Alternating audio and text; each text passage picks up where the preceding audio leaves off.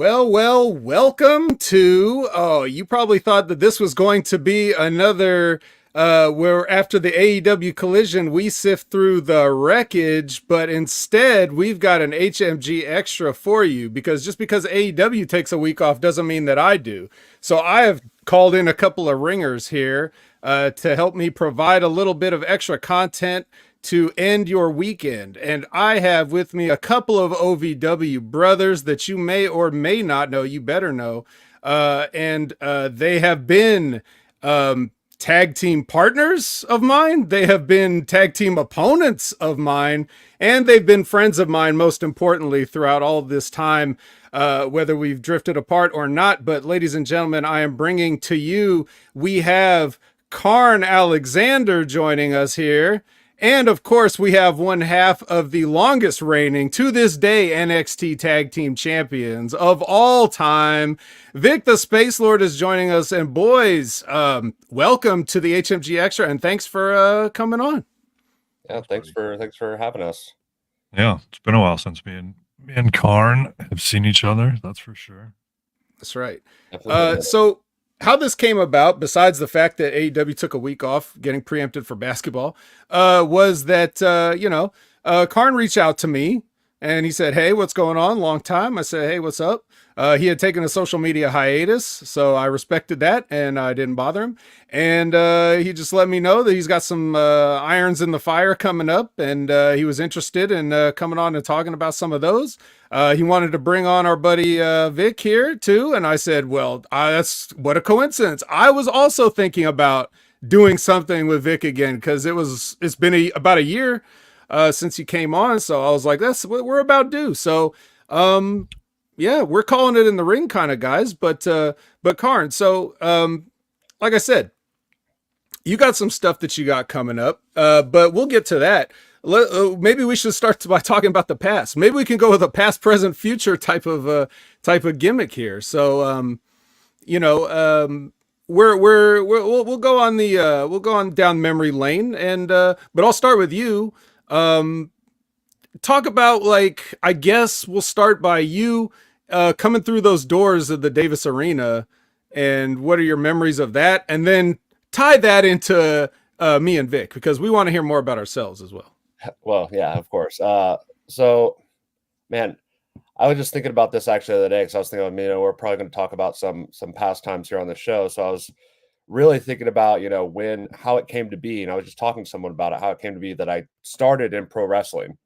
And it's funny because when I started right out of high school, like, I don't know if you guys remember, I was like 19 when I got to OVW. What? I thought you were 35. No, that's more closer to now. We won't say exactly what my age is now, but you're closer to the present time. We'll get there though. But I remember after graduating high school, all my friends were going to college and stuff, and I'm like, man, I don't want to be in school right now and anymore. Like, this is not, because I knew if I would go to school right now, I'm probably just gonna drop out. That's just a waste of time. Yeah, so I just everyone else that I knew that wasn't going to school was going to the army, and I'm like, man, maybe I should do that. Maybe I should go to the army. Like, my stepdad was in the army, my grandpa was in the army, and this isn't a secret, but a lot of people know I was in a wrestling magazine about this. But I had epilepsy as a kid, and I still to this day take medication for it. Don't have the disorder, but obviously at the time I still also took the medication for it. And I remember the recruiter calling me and being like, "Hey, where you just graduated high school, as they do, trying to recruit people." And I'm like, "Yeah, man, yeah, I've really been thinking about it." You could tell that I was the first yes he got this day. He's like, "All right, cool. I just need to go through a couple simple questions." He's like, "You got any pre-existing conditions?" I'm like, "Well, I had epilepsy. I took medication for." Most awkward silence of my life. Click. This dude, I thought he was more upset than I was about this. He's like, "Oh, that's a disqualification." I'm like, "Well, are you sure? I could, I don't know, do something behind a computer for the army or something." He's like, "No, man, they're super strict.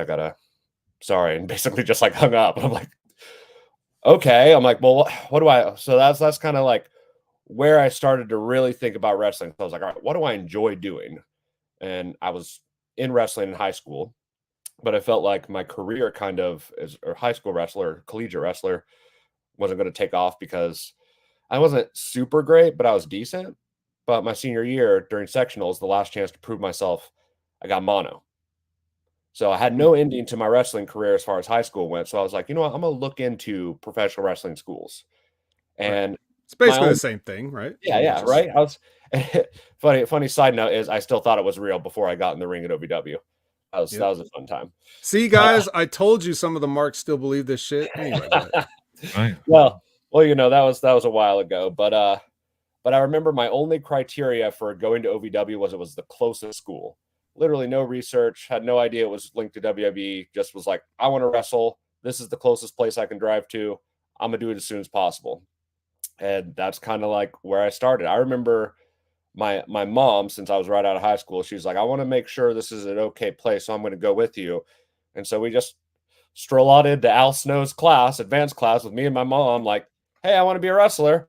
And Al, like, I remember tap Seth Skyfire on the shoulder and be like, hey, will you go deal with this, please?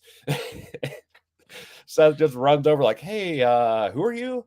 I'm like, oh, I want to be a wrestler. He's like, oh, come back on Monday. I'm like, oh, all right. Well, I drove 3 hours. He's like, well, yeah, we can't do nothing right now. I'm like, all right, I'll be back Monday. So then I came back, got it all figured out, and kind of, as far as OVW goes, the rest is kind of history, and that's how it started out for me. I Had you mean, never watched OVW on TV there? I had never watched I had never watched anything but WWE in my life at that point, and WCW. But I mean, at that time, they were the same thing by then. So Vic, were you already there when Cody Kharn came? No, I think he was there when I was there. Okay, so you came after Kharn. Yeah. Yeah, I don't think it was too it long wasn't after. too long. It was Right. like maybe Well, a that's couple why I months. can't remember. It's very hazy. It's Well, very hazy. It was enough time for me to have gotten through. It was at the time Tank Tolan's beginner's class, so it was at least a couple months I was there, and I remember being in Rips for not even a couple weeks, and then Vic showed up. Oh, okay. Because yeah, even Tank, I don't think he did the beginners class for too much longer after I got there. I had forgotten yeah, he had ever done it.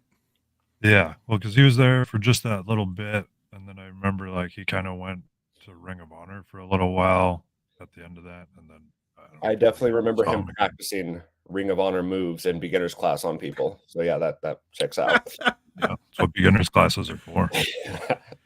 So Oh, I need more kids to bump around. Damn right. So you guys missed the Blonde Bombers era then. Yes. Yeah. That was, Heard of it. dude, there was, when I got to OVW in 05 for the first time, they had the sickest tag team division. I mean, it was Tank and Chad Wicks. Yeah. They were like, you know, they're two Still extremely short jack guys. Perfect, Yeah. right? They were the Blonde Bombers. They had the Heart Throbs, Heartbreakers, whichever I think you the knew them as. Heartbreakers. Yeah, well, they I had one kinda name in remember the WWE and one name in OVW, and I always forget which was which. Gotcha. Like I just they were- remember Heartbreakers. They were super over. You had the Thrill Seekers, which was Johnny Jeter and Matt Capitelli, Yeah. and then you had Eminem. You know, Mercury, Nitro, and Melina. Yeah. Or Matthews. It was Matthews still at OVW. So there was your just for little old OVW. There's your 4-team division. Those were some, dude. You would not believe how over the Heartbreakers were. And that was where we were still trying to like before the Wednesday TV taping, we would have to come in and set up like 250 extra chairs just for all the people that were coming to these shows. Then, you know, fast forward to when you guys were there and Hamin was there and we had to sit in the audience to fill seats. You know what I mean? Like that just shows you the difference. Yeah, see, I was there after Hamin was there too. Same, yeah. I didn't. He was gone. Oh, you miss Hamin entirely. Wow. Okay. Yeah. Yeah, completely. Which at the time I was like, oh, that really sucks. And then as I got to know him later, I'm like, I'm not too upset about it. Although, I mean, granted, he's still the greatest spot in TV history ever to me is still when Dean Hill told Jeter to fuck off on TV. That was still the greatest moment in all wrestling history as far as All I'm of wrestling concerned. I've history. never seen anything that has come across that legitimately real.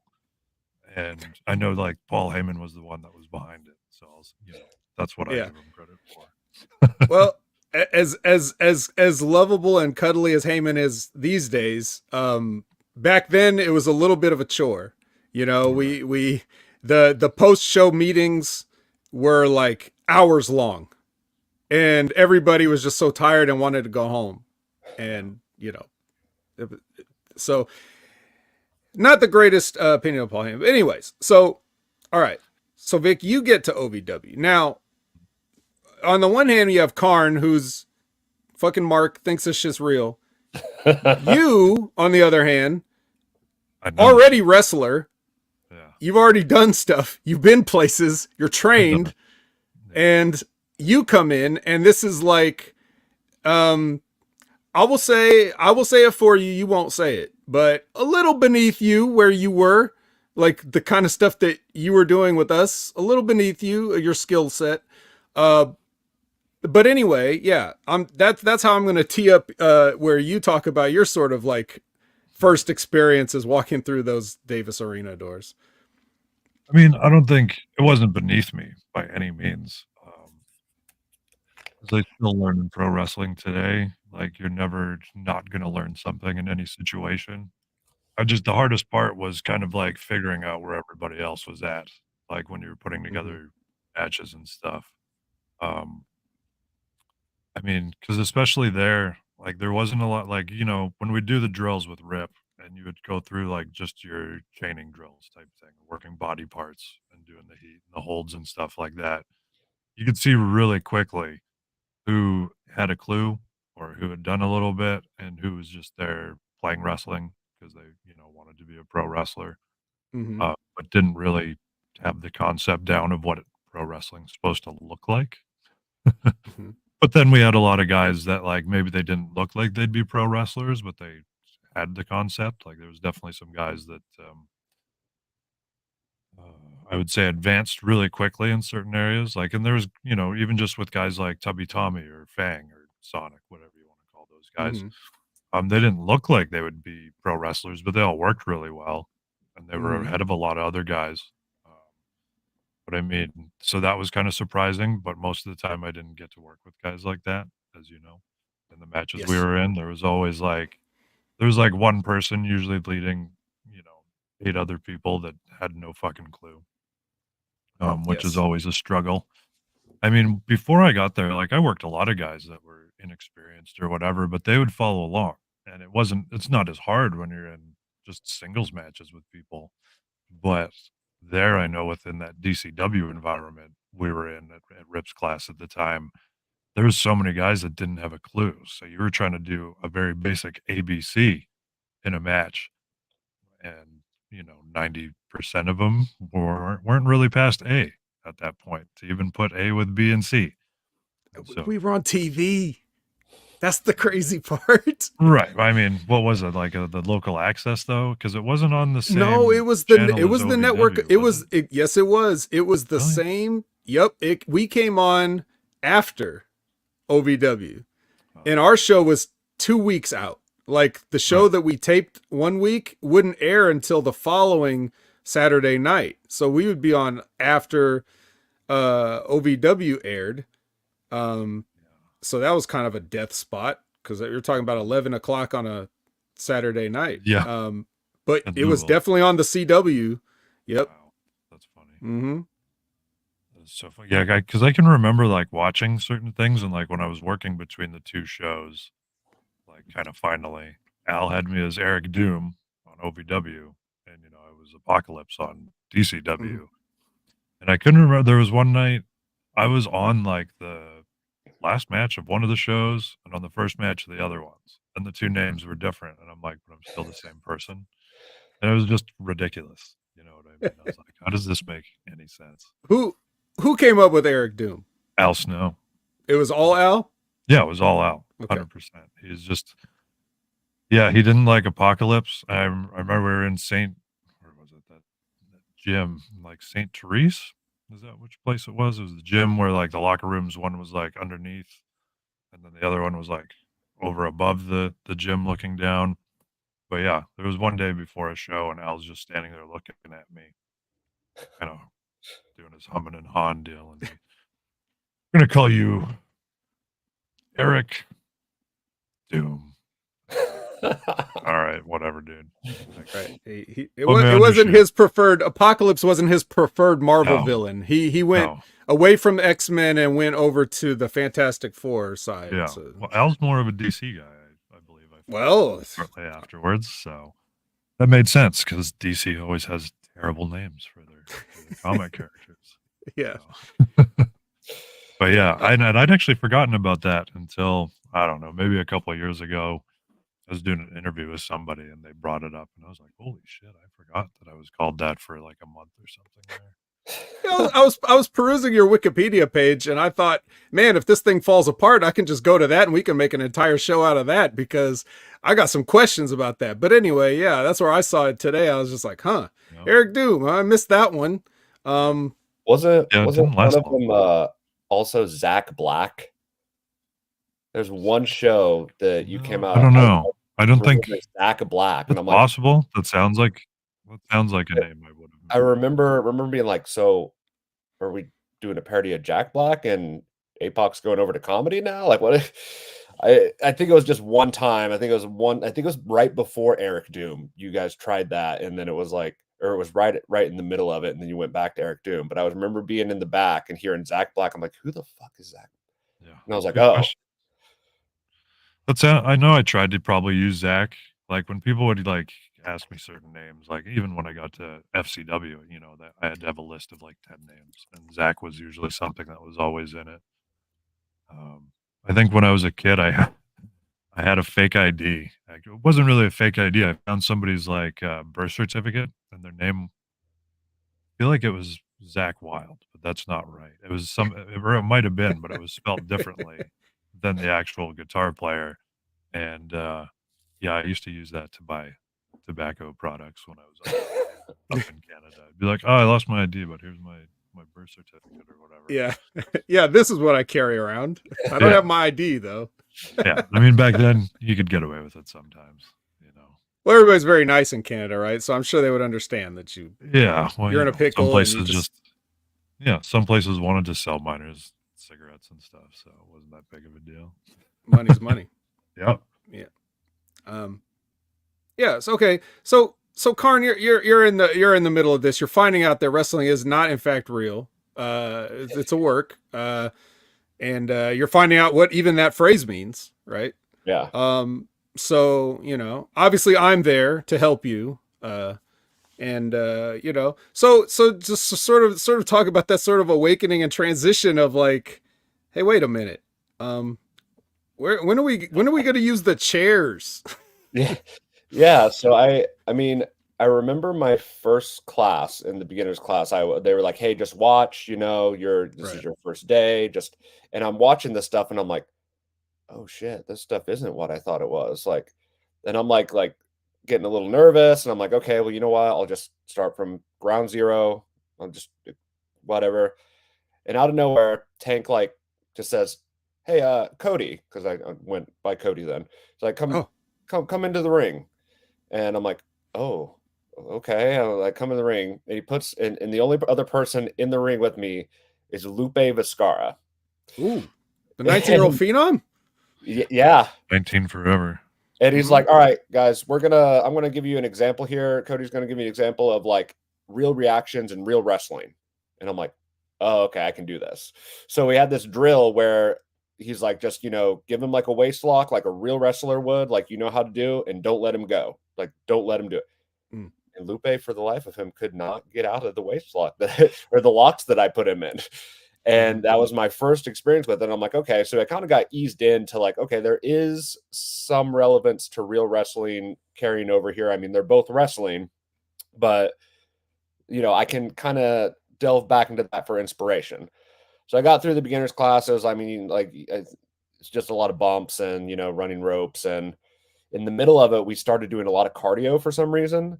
Like, we had to do like 200 squats, 50 sit-ups, and like 50 push-ups every day before we were allowed to get in the ring, because I guess someone higher up was like, "Hey, some of your beginners kids are out of shape. Make sure that's fixed." And I mean, it was easy for me to do because I was, you know, in 3 sports in high school and just got out of high school. But then, like, I don't remember. I don't remember his name, but one guy the first day that he was asked to do squats, he just walked out and never came back. I was like, okay.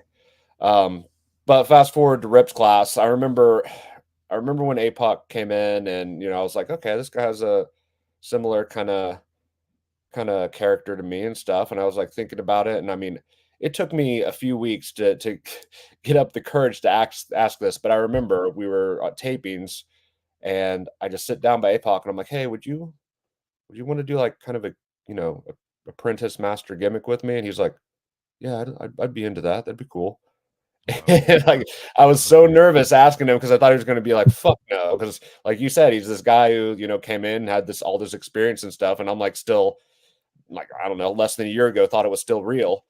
And, then that kind of took off. And I was thinking about this the other day too. I'm like, we never had like an actual tag team name. It was always Apocalypse and Cody Carnage, or when I changed my name, Apocalypse and Kharn Alexander. We never got to the point where we did like a lot of weird stuff in our gimmick. Like we put Fang in a bag, and then Richard Cranium was a part of the gimmick for a minute, where he kind of like stole me with friendship. And I remember doing some sort of promo with like coloring books. I think that was a Pops thing that he came up with. Yeah. And we did a lot of fun stuff, but it was super gimmicky. Which, because at the time I was really green. I was a beginner, so I couldn't really do the whole really big matches with technical, like anything like really storytelling. I had that, and that's why I was put with APOC to kind of help gradually get me more seasoned in that kind of like part of the business. But then at a certain time, it was almost like, I don't know, correct me if I'm wrong, APOC, but our gimmick kind of, our team kind of just got cut off when you kind of got taken over to OVW. I remember, and I was talking to Josh Ashcraft about it the other day, and he's like, no, there was like a showcase where you beat him with a backslide, and then nothing was ever seen again from it. Weird. I don't even remember that one. I'm trying to remember too, because I know, man, I can remember the Fang in the bag and the reveal when we had Dark Fang, and he spit the mist in Cranium's face. Yeah. I thought I did something with Cranium right after that, and I think he got hurt. I think I hit him with the belt, and he got hurt. I can't remember if he got concussed or something else happened to him or what it was, and I don't know if he ever got back in the ring again. Well, I think it was kind of difficult during that time to do any kind of long-term storyline, because that was when WWE kind of pulled out of OVW. Yeah, it was because that was near our end of DCW. Yeah, people were leaving because of that, and then some people stuck around and then was feeling it out, but then would be like, yeah, I'm going to go do my own thing somewhere else. So people were coming and going constantly during that time. Yeah. Or people that came in were like, okay, this wasn't what I thought, because I expected it more, something else when WWE was here. So it was hard to keep a storyline going, because we'd start something, and then out of nowhere they'd be like, well, we're not going to be here anymore, so figure it out. I don't remember his name. He went by his like nickname was the best body in the business, Jason Static. Yeah. I remember as soon as WWE pulled out, he left, and we were in a gimmick with him, kind of storyline where That's right. You were doing. That's why I always remembered his roses thing. Because didn't he just stand up in the meeting when they were like, "Hey, if anybody wants to leave because WWE's not here anymore," yeah, like and he just stood right up and he's like, "Cool, thanks, I'm out." He just got up and left. And the next day, because we had already announced the match on like the website or whatever, so we had to cut a promo, and it was like, "Hey, Kharn," I was like, I think it was I already took care of him in the parking lot or something. Like I ripped up the roses because my character didn't talk. I just like growled and said a word here and there.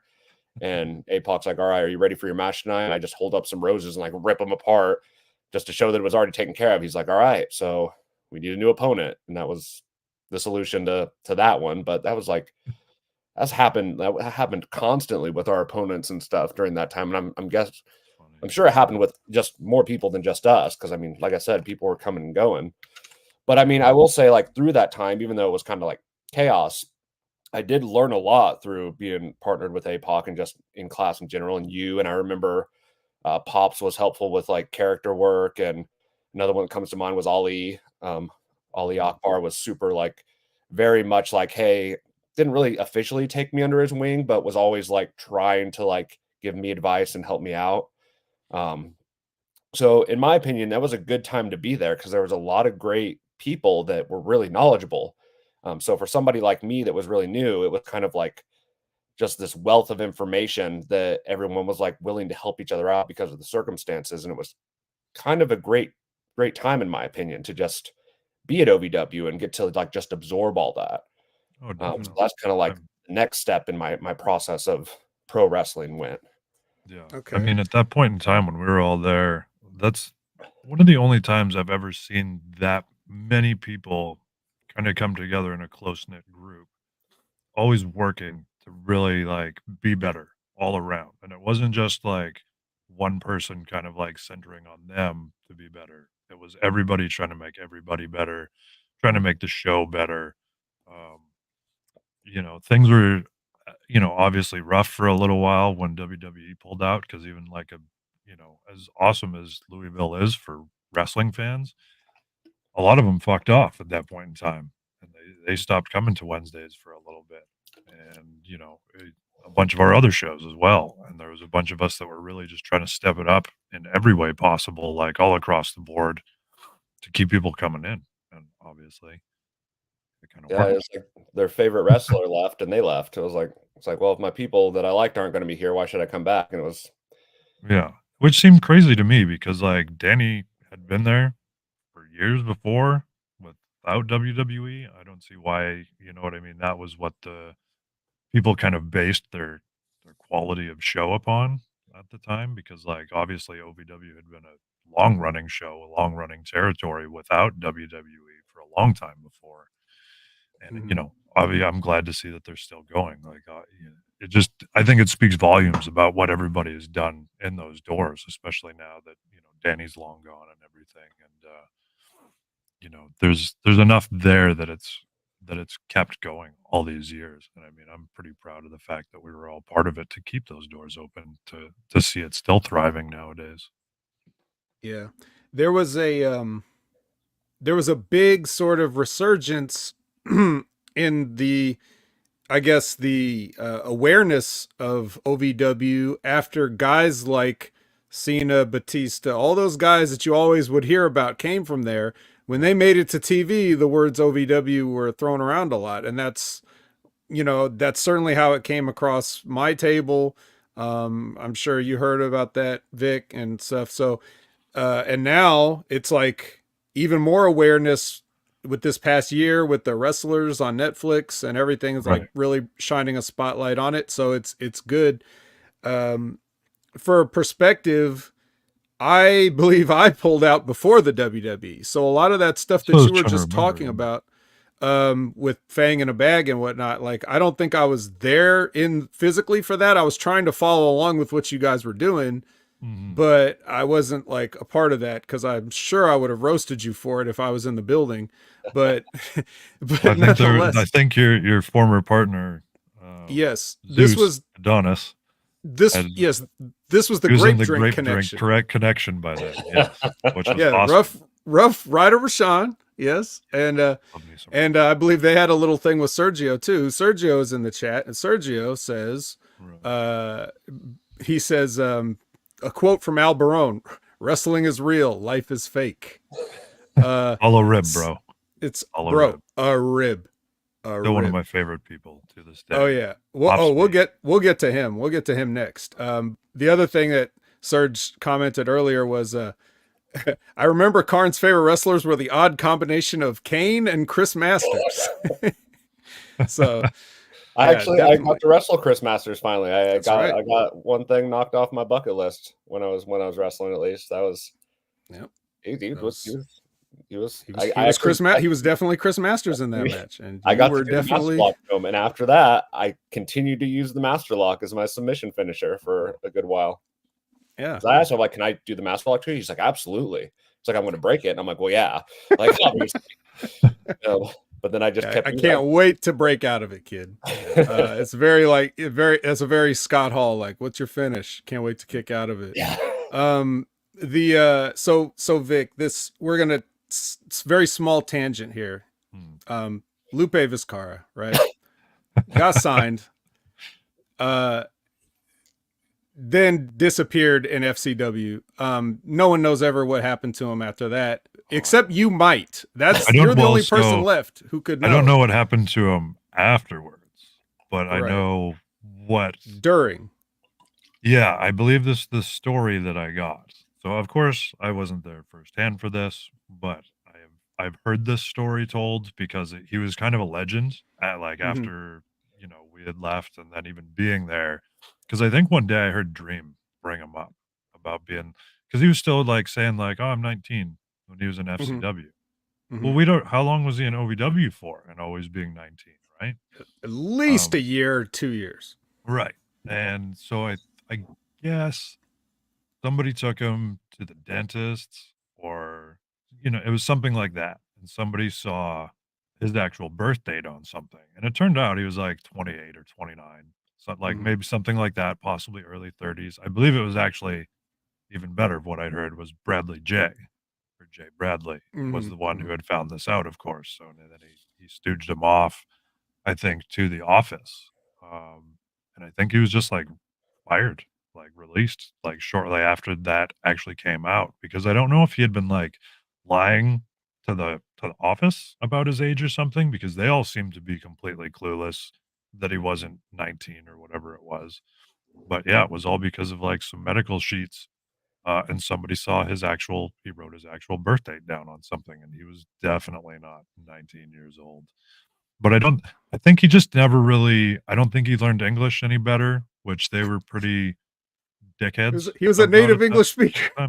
Yeah, I mean, like I won't throw whoever it is under the bus, because I really love them, but like they happened to shit on one of the Japanese guys while I was there, and their words were like, well, if you don't learn to speak English, you'll be speaking Japanese back in Japan, was actually a line I heard someone say to a signee, you know what I mean, after they cut a promo, and I was like, wow, what the fuck. That was also a pretty epic day of seeing some unreal shit all in that conversation. So, but I really like who said the conversation, so I won't bury their racist tendencies. Fair enough. Yeah, so I remember trying to follow up with you guys the best I could. It was like nobody was too interested in covering FCW, so it was kind of hard. The best I could usually do was like house show report, like, oh, these guys had these matches and that was it, Yeah. And I remember constantly, looking at that and trying to see what was up.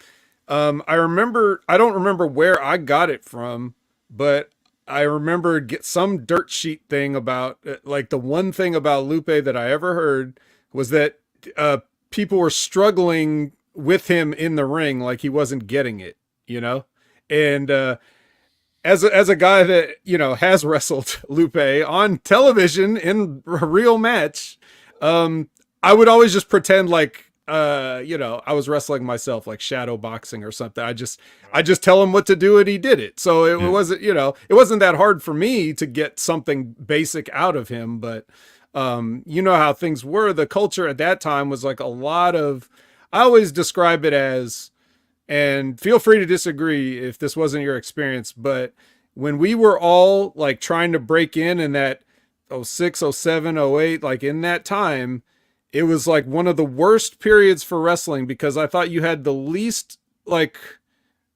amount of actual talent, but you also had all the backstabbing, bitterness, and just that kind of a thing. It seemed like they would be more concerned with making you look bad to make themselves look better than to just try to make yourself look good. In my example, it's like people would think that Lupe was a good wrestler if I had a match with him, not just to put myself over, but I'm just using that as an example because I know. And then if other guys down there couldn't do what even I could do, then is that more an indictment of them, or is it more an indictment of Lupe or whatever? So I feel like a lot of that was really going on there. Instead of worrying about trying to do what's best and shining that way, they would make sure to make everybody else look as bad as possible so that they move up by default.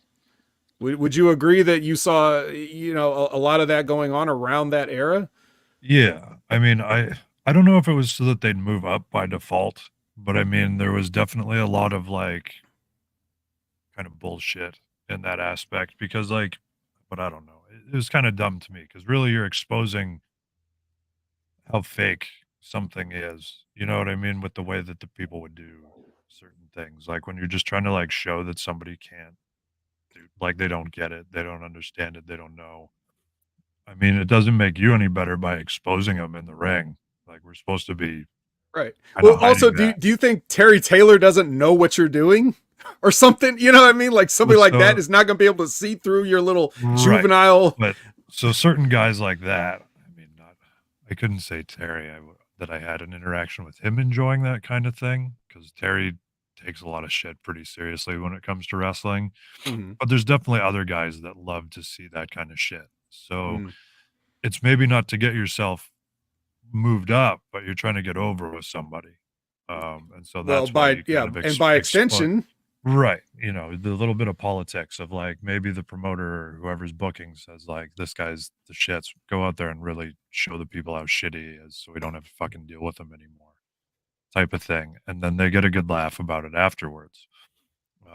But I mean, most of those people they still kept their jobs. Like, there's definitely a good point when I was in FCW where I got there and I looked around and I was like, man, there's like I don't know, like, so say there was maybe 60 people signed when I first got there, and there was 10 people I could look at when I first got there that I was like, "How the fuck did these people get here?" Like, just knowing all the people that I'd known, seeing all the places, just like the world of wrestling in general and being like, you hired these 10 people out of everybody else out there. Like, why? And I used to be kinda clueless about it, and it started to bother me for a while because 'cause I'm like, "Man, these people, like, make the day fucking go longer." Sometimes you might get some funny shit out of them, but it's not, like, funny in a good way type of thing. And then somebody had said to me, "Bro, they're here so that we stay here, more or less." Because when it comes time that they've gotta start cutting people, these are the people that they cut. They don't cut the rest of us. They cut these guys. Makes it easy. And I was like, "Well, okay. I guess that kinda makes me feel better, but not when, we have to spend time of the day, like, trying to teach these people things, trying to work with them on things, trying to make ourselves better with these things." Like, that's not, I mean, conducive to me to be a healthy work environment. And then a lot of those people too, they would just get shit on the whole time they were there, like, and then they'd be kinda become a joke a little bit. And, I mean, most of those people I never heard or saw from them again type of thing. And even when I was in FCW at first, I was like, "Man, everybody we worked with in OVW, for the most part, especially the people that stayed after WWE pulled out, all deserved to be there." And, none of them were. Like, 1, 2 other people from OVW at the time were there who had been signed from the same thing that I did, and, one of them didn't last, which I was kinda surprised at. That was Garrison. Is that his Mm. last Garrison Creed, tall Well, tall it was kid. Gavin Garrison is what Gavin Garrison. his working name was. Right, Jason was that's his it. real name. Yeah. Yeah. So, like, I was surprised because I feel like I can't remember if he got released or if he quit. I just remember, like, there was a bunch of people that quit within my first, like, 6 months there, and I was like, "Holy fuck," like, "this is insane," type of thing. But it's the way the business goes. Like, even now, like, I have students that kinda come to me with some of the same kinda issues about things, like the way people are in the locker rooms, and I Mhm. mean, my experience in locker rooms for the last while has I thought it had been a lot better. I think there's certain places that, like, people get their egos, but they're never gonna go anywhere else, so they like to hold their egos very closely to their hearts and, what they think is really important, but that in turn just kind of fucks your talent up in the long run because you'll take advantage of kids that, I don't know, maybe aren't as hard or don't have as thick skin, you know? And Yeah. that's the thing, like, wrestling, you need a tough skin. Whenever my students have asked, "What's the one most important thing in wrestling that you need?" And I'm like, "Thick skin, because you're never gonna get approval, you're You're gonna get fucked with, and it's gonna be in ways that like you never know. Like even now, I get told things that like I'm like, what? Like that doesn't even make sense. I don't even understand how that flies in this day and age. Certain things, Right. and it's Right. just like always mental games for somebody to try to make themselves feel better at the end of the day and make somebody else feel worse. That's yes, that's true. I'm not going to this is a great segue, but we're not going to segue into anything major. I just want to ask one question. I'm going to ask it to both of you.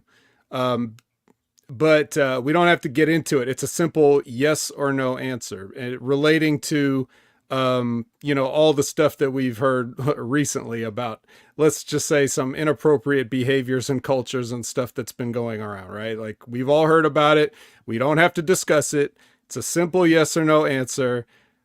Either one of you, are you the least bit surprised? Yes or no? Kharn? I know. I learned pretty quickly, even though in wrestling, I'm not surprised by anything at this point. Yeah, Vik? Kinda, yeah, actually, which is the funny part about it. Like I would say no, but when I read some of the things, yes, mainly because of the time frame, um, especially with how much I'd seen the company grow in a corporate Mm. fashion while I was there, watching things change, especially like all based corporately. Like every change that occurred within that company was corporately while I was there, and it was Mhm. all to kind of stop things like that from happening. Because as we know, wrestling and entertainment in general, for a long time, had been the Wild West, where people took advantage and they do shit like that. Um, so like when I first saw like the initial allegations or whatever of whatever when he had to retire, when Mhm. Vince had to retire the The couple of tweet. years ago, Well, yeah. time to retire. Right. So like that one wasn't surprising because that was from something in the past, And that to me, like obviously, like there's tons of dirty history within pro wrestling, top to bottom. But for something to come out that happened within like the last 5 years, that's pretty shocking to me. And I mean I don't know what obviously all of this is still kind of Yeah, going, yeah. but when I saw the text messages or whatever that were supposedly sent, I was like, "Man, that's not the dude that, like, I ever dealt with," obviously, Right. and it seemed much more insane to me considering I was forced to take classes or whatever you wanna call them about things not to do. Those text messages are number 1 on the list because I will tell you this, all WWE talent is told from pretty much, well, day 1 when you get there, if you take dumb pictures and you send texts on anything, it's kept forever. It will never go away. And it's going to be public access if anything ever comes out of it. So Mhm. to see that stuff happen within the last couple of years super surprises me, especially supposedly being from Vince. I Well, mean, the rules don't apply to him, right? Obviously. I, So I guess like I that's for mean, if guys like you're you. You got to take the classes. right, Who do you think you are trying to get over and, make the yeah, company money? Like, go yeah, I take a know, right? class. So, yeah, it's just it blows. So that kind of blows me away. I was surprised by that. Hmm. Well, The insanity of it all doesn't surprise me. I'm just right. surprised that I it see. happened recently to have something like that happen. Gotcha. All right. Well, let's go back to more fun stuff. So Karn, both of you guys you said this, like, you sort of gravitated towards Vik because you had a similar sort of That was when I feel. was wearing a cape. Yeah, he's a cape with a hood. Don't forget there was a hood My on mom that made me cape. that. Yeah, it was a Yeah, cape. don't make it seem like it was just Superman's cape. This was a cloak, I believe is It the was. It word was a would be very more nice accurate. crushed velvet cloak, actually. Dude, that's so sweet, man. Yeah. Do you still got it? I'm sure it's got to be in my mom's basement. I don't think it's with my other wrestling stuff here because I think Uh, I don't. Yeah, I haven't dug through it all lately. I've got a few things in my closet back hey, there. your cloak lives in your mom's basement. Yeah, it Um, just might. There's a bunch Yeah. of So myself so uh removed. so yeah. You guys had a similar vibe, right? But again, you're just a kid coming from school, so like, and you probably tried a few things, you tweaked it over the years up until, let's just say, today. You probably have an idea more so who you are today than you ever have, and what you may or may not do. But like, how did you like? What was your process? Because I think we all had to at wrestler, as anybody who was wrestling, we had to at some point sit down and be like, okay, well, what can I do? Because everybody's doing everything. So like, what am I gonna do? Right. So like, how did you sort of land on, where you like, how did you, what's the evolution to where you ended up? Like, I guess is how I'm trying to say it. Well, it's interesting because I pretty much at OVW just did whatever I was told. I remember I think it Mm-hmm. was Roadkill that told APOC, "Hey, he needs a leash," and Yeah. I was like, "All right." So I'm like, and I was trying to impress people at the time because for some reason when I was a kid I didn't understand the concept of shut the fuck up and listen. I always Mm-hmm. had questions because I wanted to learn. And even though it came from like a place of like innocence, kind of, I want to be a better wrestler, so I want to ask these questions. It got me heat, basically. Of course. Um, Well, everything that you ever did gets you heat. yeah, That's the first lesson I learned too. Is everything you do is wrong. and Um, I didn't learn that lesson, so I just kept doing more of the yeah. wrong stuff and thinking, okay, this time it'll work. But setting that aside, because of that, I was like, all right, I'm gonna do everything I'm asked to, but even bigger. So instead of getting a leash, I got this massive ass chain that was probably like 15, 20 pounds. I don't know, Mhm. probably like 10, It was 15. heavy. Yeah, it Even was now, heavy. I'm sure if I lifted that thing, I'd be like, man, But fuck. yeah, I bring it to APOC, and APOC's like, "Oh, well, you got to wear this." I'm like, "Yeah, I'll do it." And he's like, "You got to wear it like every time we walk out." And I'm like, "I got it." And I did it. And it was the same thing with like, I don't know, there was like a time when Ray Ramsey was booking, and this was like very like in between like transitions because that's who we had, and dude hated me for the longest time. So every match I was in, got the fuck beat out of me. And I'm Mhm. like, I'm going to be the best guy that gets the fuck beat out of him there ever has been. And I would have like guys like Vic the Bruiser and Vito Andretti or Guido Andretti and anyone he like put at me. I'm like, they're like, are you good with taking chops? I'm like, do as many as you want. And they're like, I hit hard. I'm like, yeah, do it. And I'd like, and every time afterwards they'd be like, why are you getting beat up? Like you do what you're told and you're good. I'm like, people don't like me anymore. I don't know. But like, so that I never got to develop Kharn in OVW. I was kind of the guy, no matter what I did, that just got beat up a lot after the whole APOC thing. What now? Well, let me before you continue, let me rewind even back because there had to be a point before any of this, and you had to Yeah. say like, all right, well, I got to go out there. What am I going to do? So the Cody Carnage I remember was basically just like, some sort of modified paintball mask, contacts, and Yeah, yeah. gloves So I and mean, Little Winter sweats. Soldier deal, right? yeah, it was a Yeah, a little little, bit. it was basically my initial idea was I was the goth kid in school. And I'm like, Mm-hmm. it was literally just bringing that over because I wore contacts and fangs in high school. It wasn't anything Mm-hmm. new to me.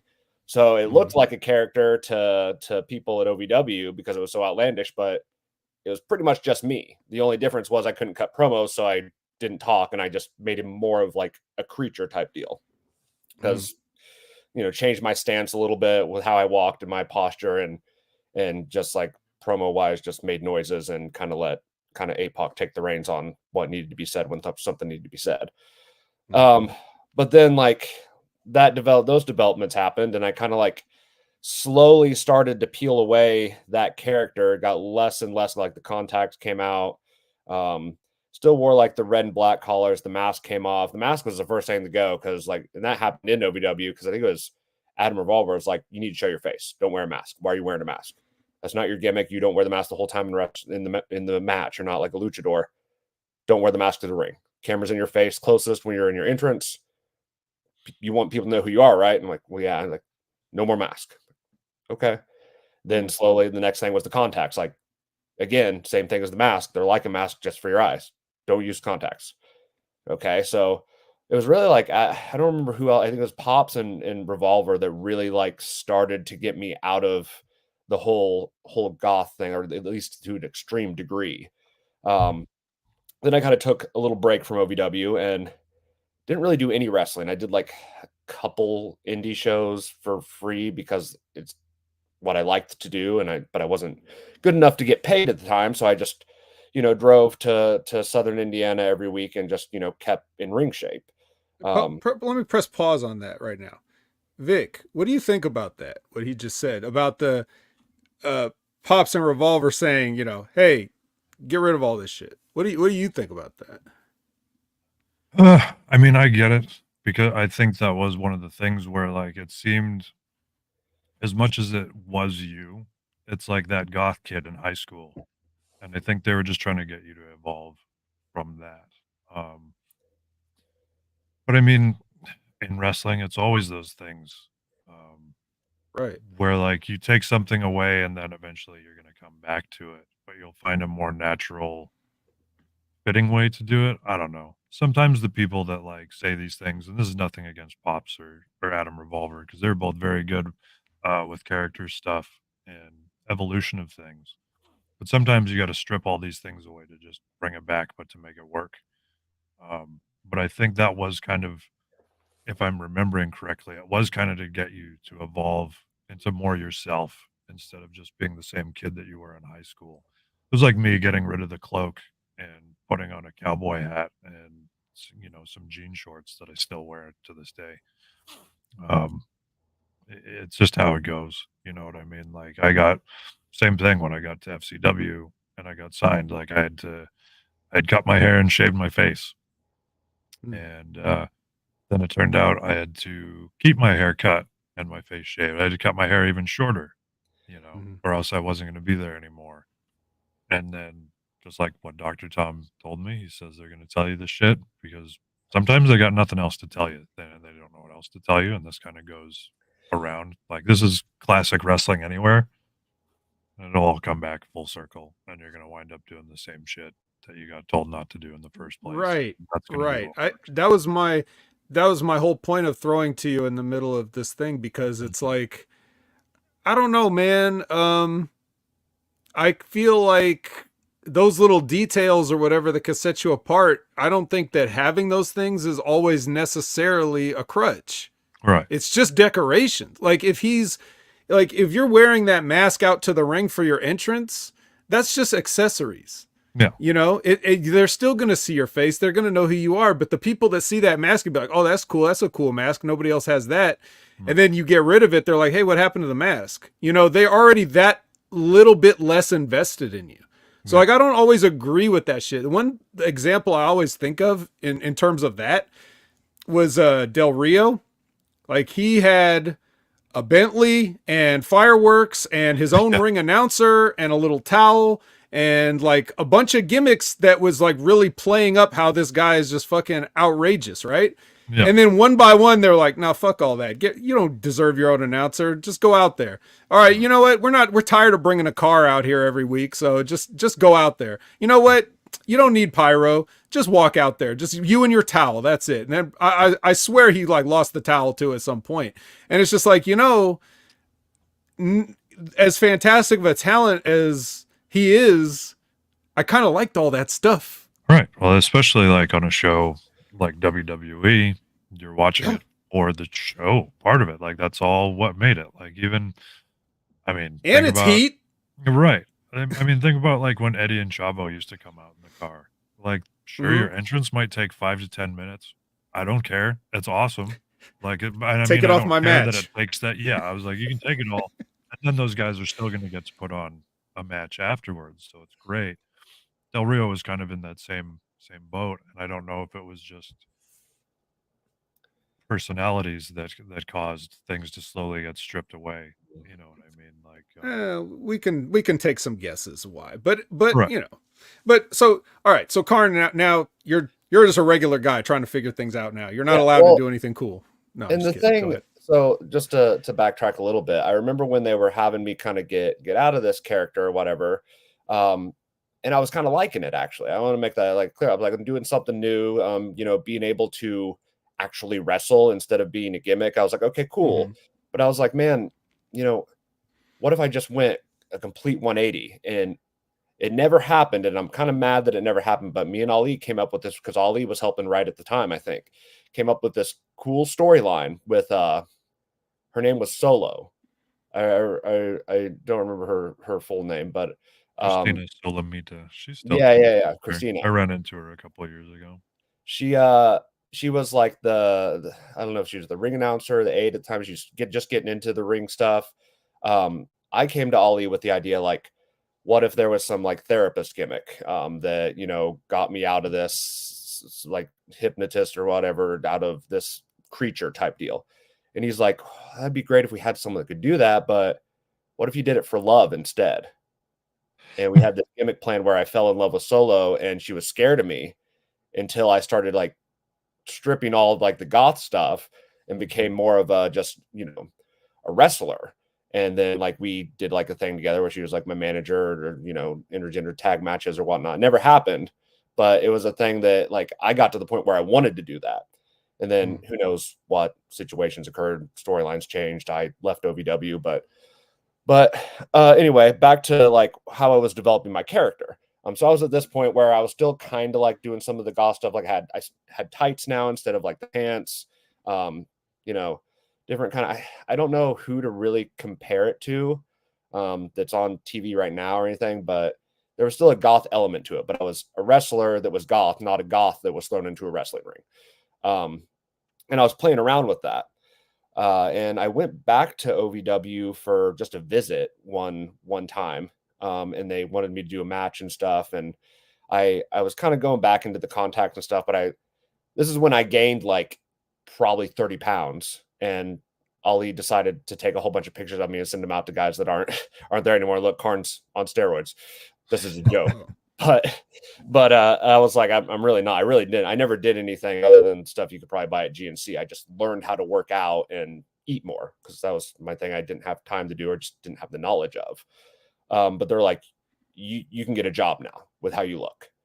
So I went after, you know, I did my like week or whatever there. I started thinking about that when I went back into like my indie spots and started going more to like and the whole goth thing never really left completely.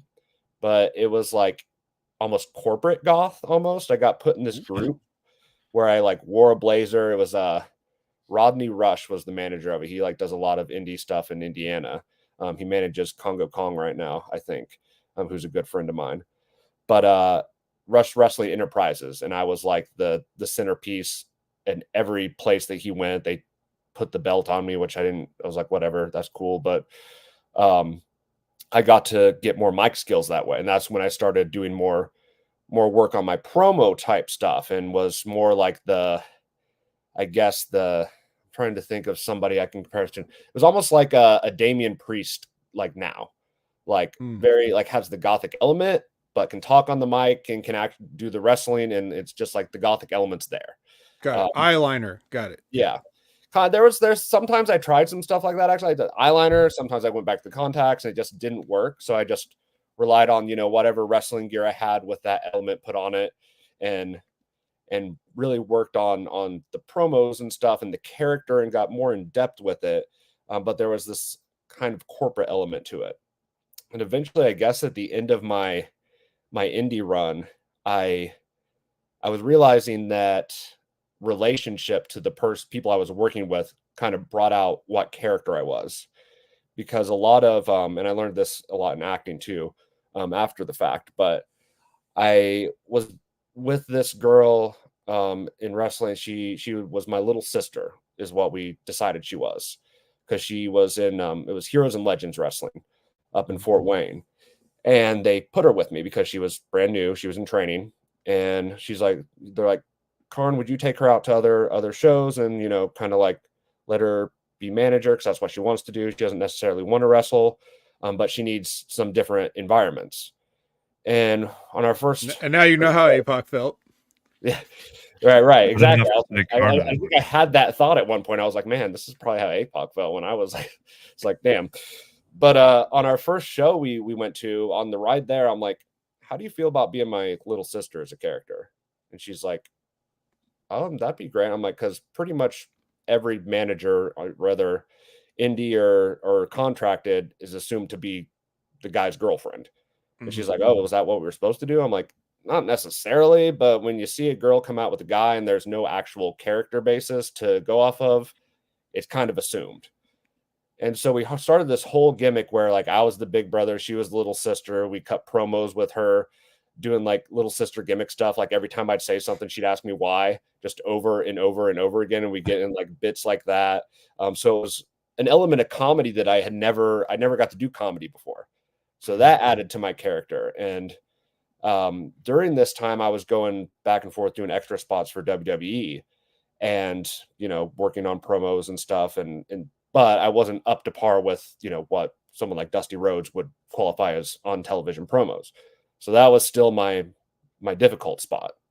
But through those six kind of promo sessions and stuff that I did as extra work, I developed the character of Kharn Alexander, not the wrestler, but an artist. But the art that I delve into is violence. And I never used it. Only in WWE.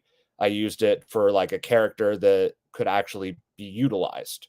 And they're like, you improved greatly since your first time with us. And basically what I was told was, we'll call you. And I was like, okay. They're like, if we have a spot for you, if we have something we think you can do, we'll give you a call. And I'm like, well, and at that time I started acting school as well. Because that's what they wanted me to work on, is my acting. So that's why I went to college, was because basically WWE told me to. And I was like, well, what do I need to do in the meantime? Like, honestly, nothing.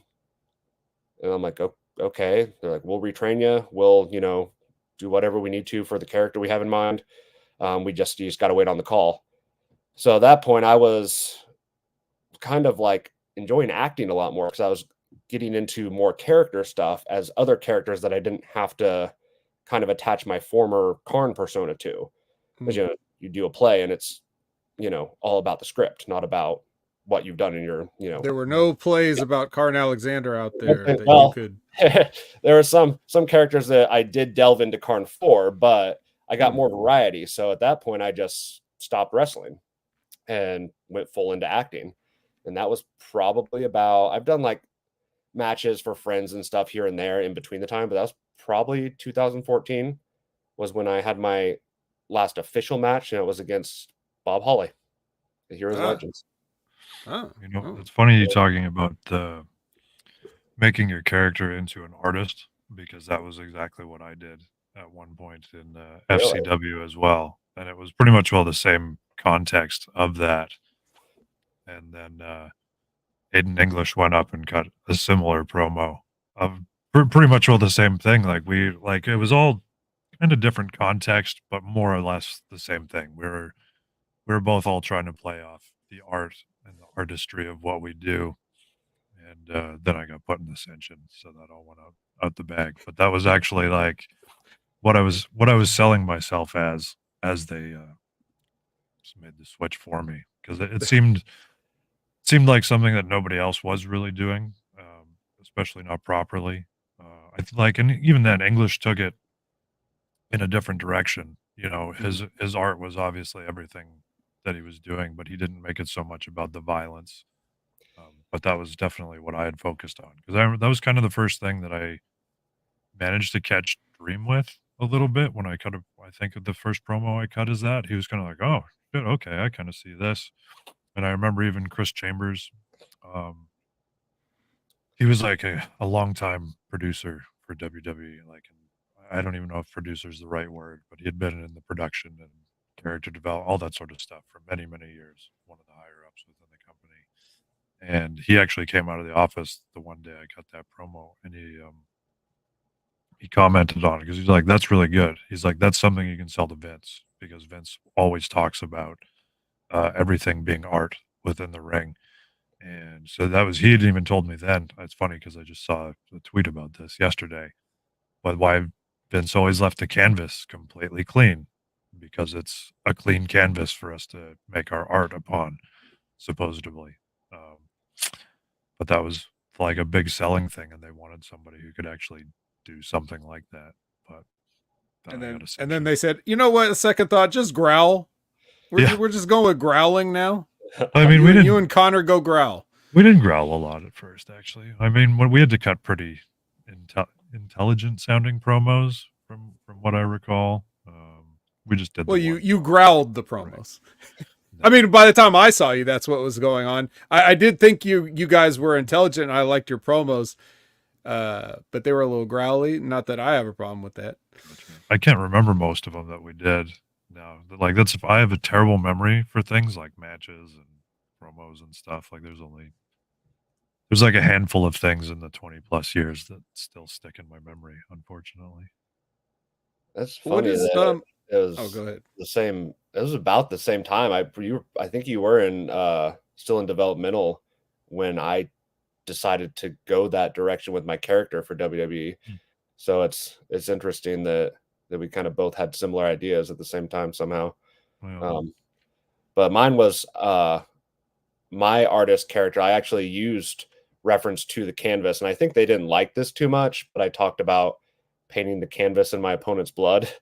And at the time they were still kind of in the PG era, and they're like, yeah, maybe like that much violence isn't really what we're going for, because I think John Cena was still the champion, and they were having like the kid show that they tried to do like the hour before Brawl or whatever. Yeah. And I'm like, oh, okay, well, don't take it literally. He's just doing a promo for you guys. Yeah. It's not like he has to go out there and say the exact thing he says in front of you. Right. You know, that's the kind of shit that's like. They were super funny about that stuff. I'm pretty sure we got a promo one time that said, I don't know, we used the word die or kill, but it was like written. It was written in the promo. Right. And when we came back afterwards, like I remember somebody being like, why did you say this? I'm like, it's what was written. Like, they're like, well, that shouldn't have been said. I'm like, I mean, just doing what I'm told. You know what I mean? But they were pretty strict about certain words and phrases and stuff. Yeah. Yeah, I definitely get that for you guys doing it, if you're doing it for a TV or for something else. Yeah. But if he's just doing it as like an audition of sorts, it's like, yeah, okay. I'm pretty sure he's aware that he's not going to be dragging a carcass all over the ring on television. Right. He should know that. Whoever you would have done it in front of, like, I don't know if it was Regal or somebody else at that time, they have like what's already implanted by WWE in their head. True. So what's weird is like there's not a forgiveness for like, oh, you don't know this. It's just like, you didn't know, I'm going to tell you, that's the bottom line. You know, yeah. That's how that goes. I think it was Stryker. Matt Stryker was the one at the time. Oh, okay. Matt Stryker, your teacher. I like Matt. Yeah. All right. So I would ask you, Vik, too, like similarly, because you had obviously a string of things you were trying. You know, you certainly at some point were like trying to see what would stick. Right. I'm sure you also had something that you felt like, hey, I know this will work. And then, so like from the what was taking it back, like to what we were talking about, the very first thing, obviously now you've never been a wrestler, but you're going to be, and you're like, okay, what am I going to do? So like, what was your very first wrestling gimmick, or how did you first debut? What were you doing, and how did you arrive at that? In Stampede, I was given the name Bishop, I think, for my first few matches. Okay.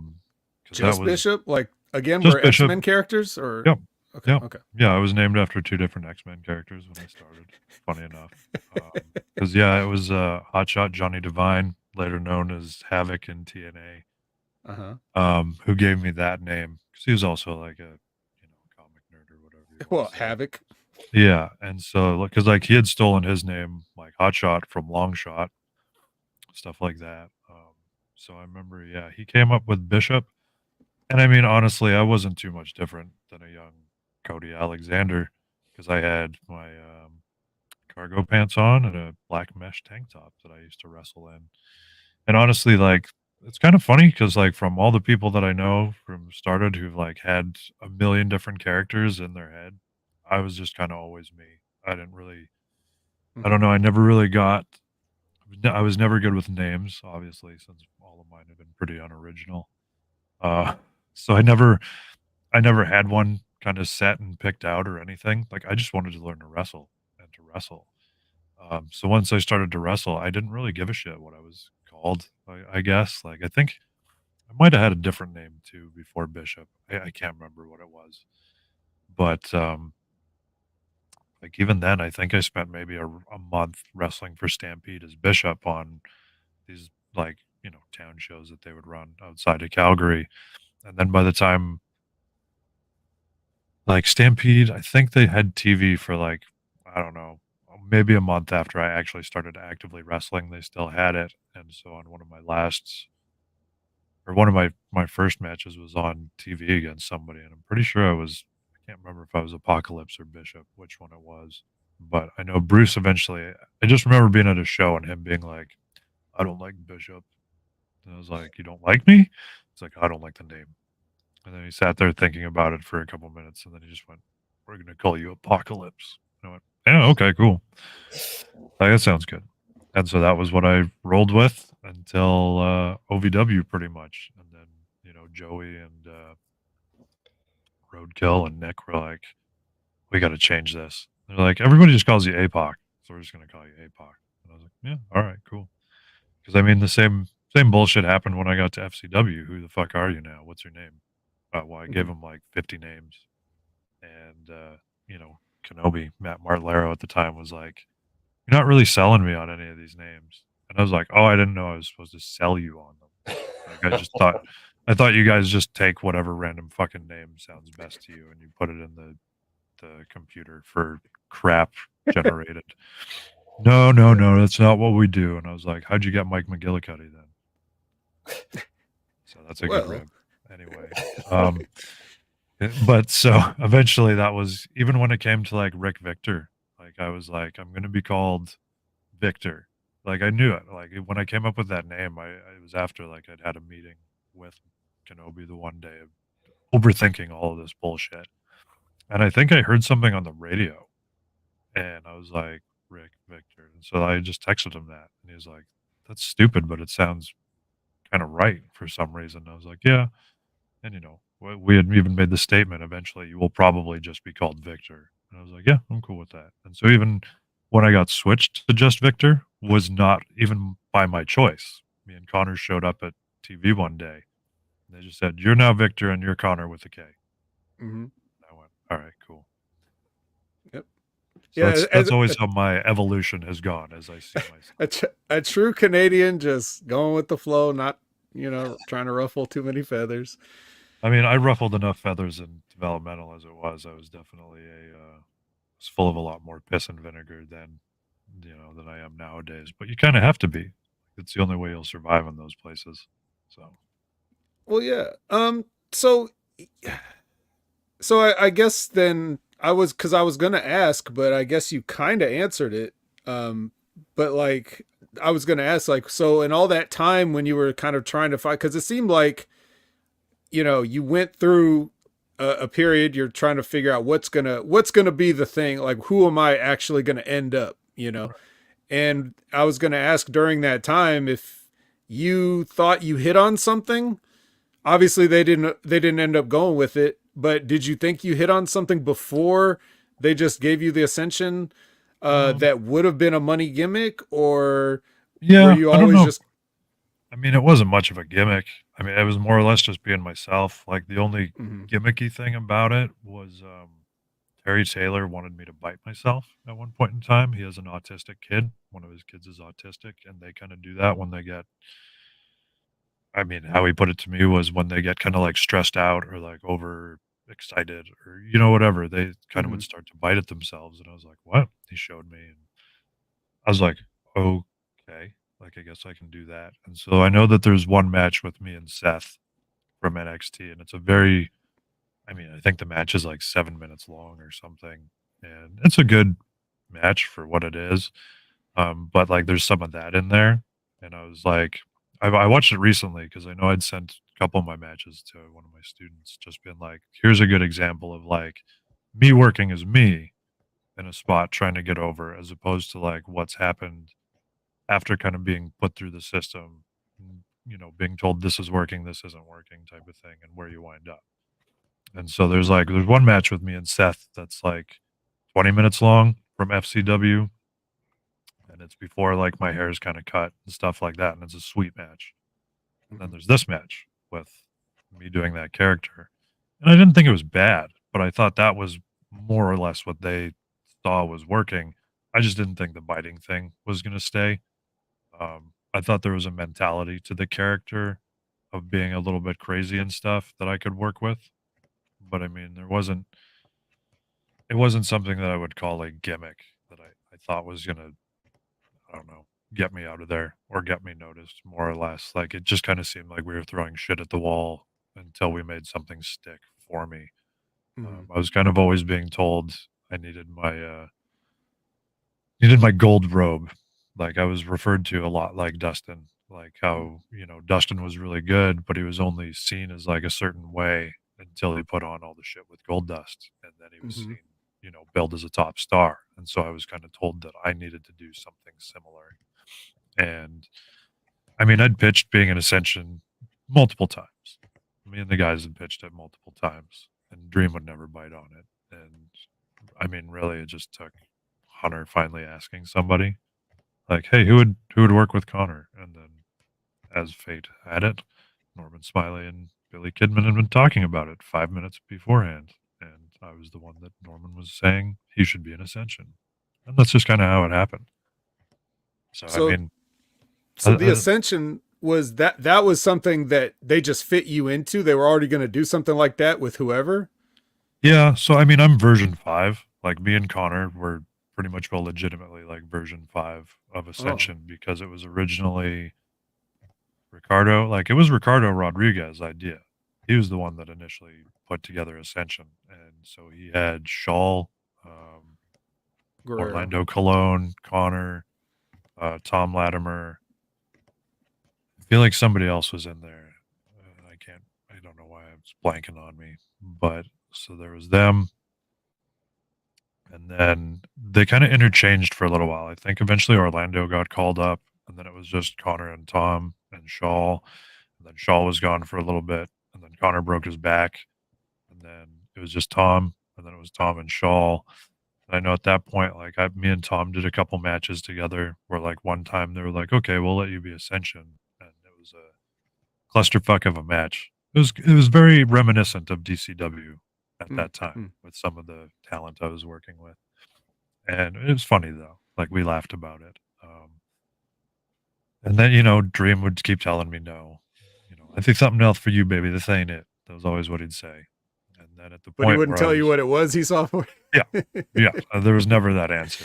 And there wasn't anything like nobody was steering me in any direction at that point in time either.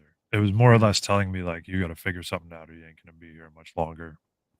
And so that was when I'd kind of come up with the artist thing. And so that was kind of what seemed like they were trying to figure out at the time. And then, I mean, I think Tom had been let go, Shaw was gone, and Connor had been on the road. And so the day we were filming like the cold open or whatever for NXT, I'd just finished filming something and Chris Chambers grabbed me and he goes, "Hey, has anybody talked to you? Like, has Hunter talked to you?" And I was like, "No." Like, why would Hunter talk to me? Like, that doesn't happen. He goes, "Oh, well, apparently he wants to see you and Connor just like together. He just wants to film something really quick together so he can see you two, what you look like together." And I was like, "Cool, but this is all I got." Like, I just had the gear I was wearing at the time, which wasn't very Ascension. It was much more like House of 1,000 Corpses style, I would say. And filmed a shot, and that was it. I mean, there was no looking back, and there was no longer any, you need a fuzzy jacket or anything like that. Like, I can remember kind of as a smart ass saying to Kenobi one day, "Do you need me to write another character bio for you?" And he just like, it was like when you see somebody like see the defeat in their in the bullshit they've had to like put people through, that was his job. Just here's the bullshit you have to go through. And he just went, "No, We get it. And I was like, oh, interesting. You finally get it. Okay. I now have to say absolutely nothing, and you understand. Cool. That's interesting how it all works. Yeah, Kenobi's always been like that. Back to him in a second. So the original Ascension was all those people. Was that all still like Illuminati imagery and the same idea, or was No, that just so the name of it? It was just the name of it. And I'm okay. trying to remember because the first time I saw them cut a promo, I was like, this is fucking badass. I need to be in this. Right, But right. then Okay. I wasn't so much Illuminati, but it was, I remember them talking about like the fourth dimension and stuff like that. Okay. So it seemed more gothic and type of thing. And I know Dream, once he saw the initial promo that they did, he initially was like, I love this. Ricardo, you're out. You're already doing something else. Go away, type of thing. And Dream took it and was like, True Blood was hot at the time. So Dream wanted to be, he wanted them to be like vampires, but never say that they were vampires. That was the whole thing. He's like, if Vince here's the vampire, he's going to be out. Like now, he doesn't ever want a vampire. Vampires are stupid, but you guys will have people think you're vampire. But we'll never say vampire. Okay. So that was like the whole, like, kind of production of them at that time. So okay. Yeah, so Kenobi, was he already at like, I forget. Yeah, he got signed like a year and a half before I did. So yeah, I'm saying it's like, was he ever even at OVW when you were there? Yeah. Oh yeah, he was there for a while. Okay, I can't remember this timeline, so I'm just trying to. Okay. Yeah, no, he was there the whole time because I remember when he finally got signed, Danny was like, I can't believe I finally get rid of this asshole. You know, it was kind of what he said in the meeting, like in a very loving way. You know, because Kenobi had his ups and downs, as anybody in wrestling usually does at these stages. But I mean, so he was good because like when I got there, he was willing to help me because he knew that like I was a talent. He'd already seen what I'd done in OVW, and he knew that there was high potential. And you know, probably my guess is like if he figured helping me out some way would probably help him out, because like his job kind of became, he made like his own kind of spot for himself, I guess, within the company, which probably wound up shooting him in the foot later on. But he was supposed to be the liaison, like the bridge between developmental and the main roster, because they were completely different systems at that point in time, and they weren't really paying attention to developmental. So like he would do a lot of character work and stuff like that with people, and he'd kind of let you know like if things were going well or they weren't. I mean, he definitely came to me one day and was like, if you don't cut your hair today and shave, you're not going to be here next week, let alone tomorrow. And I was like, cool, all right, I'm going to go get a haircut and shave and I'll be back later. And he was like, good idea. And I didn't get fired. It's good to know your value as a human being is just your head hair. Very much so. I mean, that's just the dumb thing. Like, I can remember having a conversation with Ty Bailey where he's like, Johnny Ace doesn't like this. I'm like, he doesn't like my face? He's like, yeah, something about it. I was like, cool, I can't really fucking change that. You know? And that was what I eventually got told to do. Shave your face, cut your hair. All right. Grow it all back. Yeah, amazing. Kharn, any Kenobi stories? Yeah, I got like one. I mean, this is actually when I was an extra in WWE. He was, you know, I guess as part of his job was to kind of manage the extra talent, get them where they're supposed to go, instruct them on what they're supposed to do. This was when Adam Rose was a big thing. Yeah, I was going to say what his actual job at that point was wrangling the Rosebuds. Yeah. So and he'd been demoted from whatever the liaison job to that's what he was doing. There was always like 20 or so, like around 15, 20 of us. So I did it a couple times.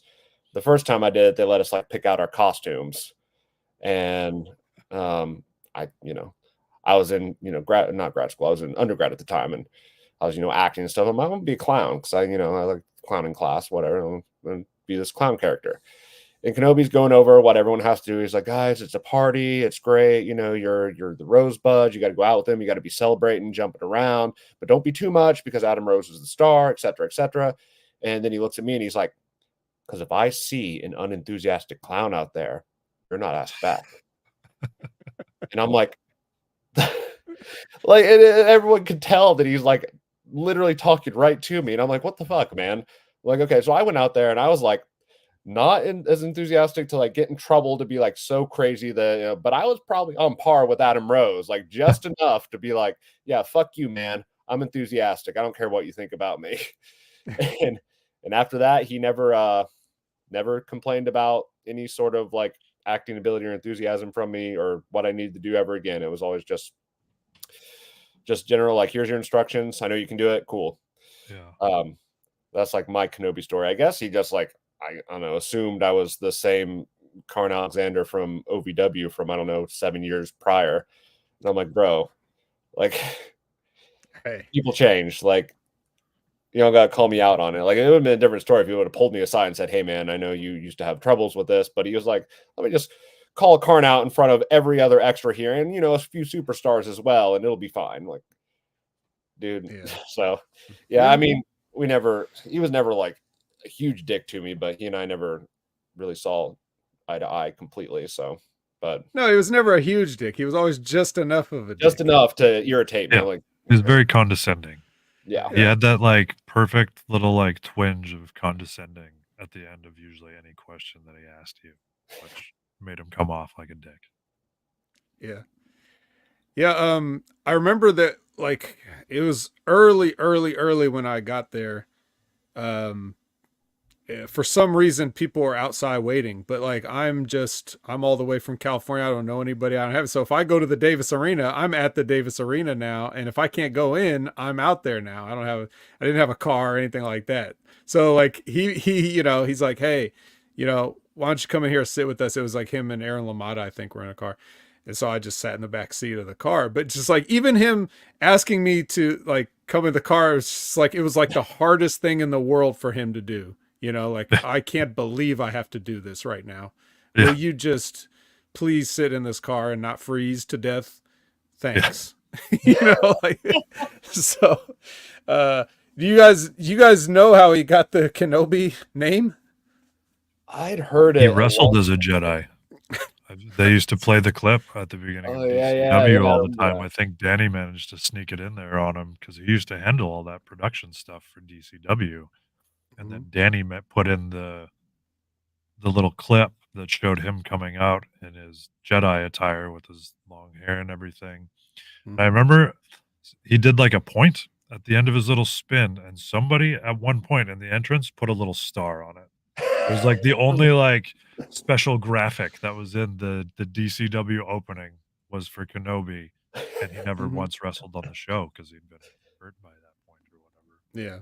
Yeah, he sort of, you know, if you guys are, nobody that's watching knows what we're talking about or who this person is, but he, like, it just picture like a little, like a episode 2 Attack of the Clones era Ewan McGregor, kind of like this guy kind of looked like that at that time. Liam Neeson and Ewan McGregor mixed together, but the way his hair was at that point. Sorry, definitely a white guy with a beard. So, you know. Which there aren't enough of in wrestling these days. We need more guys with beards. Oh, we've got a run in here. Yes, my wife just took off and let the puppy in my room. So hey, that's great for content.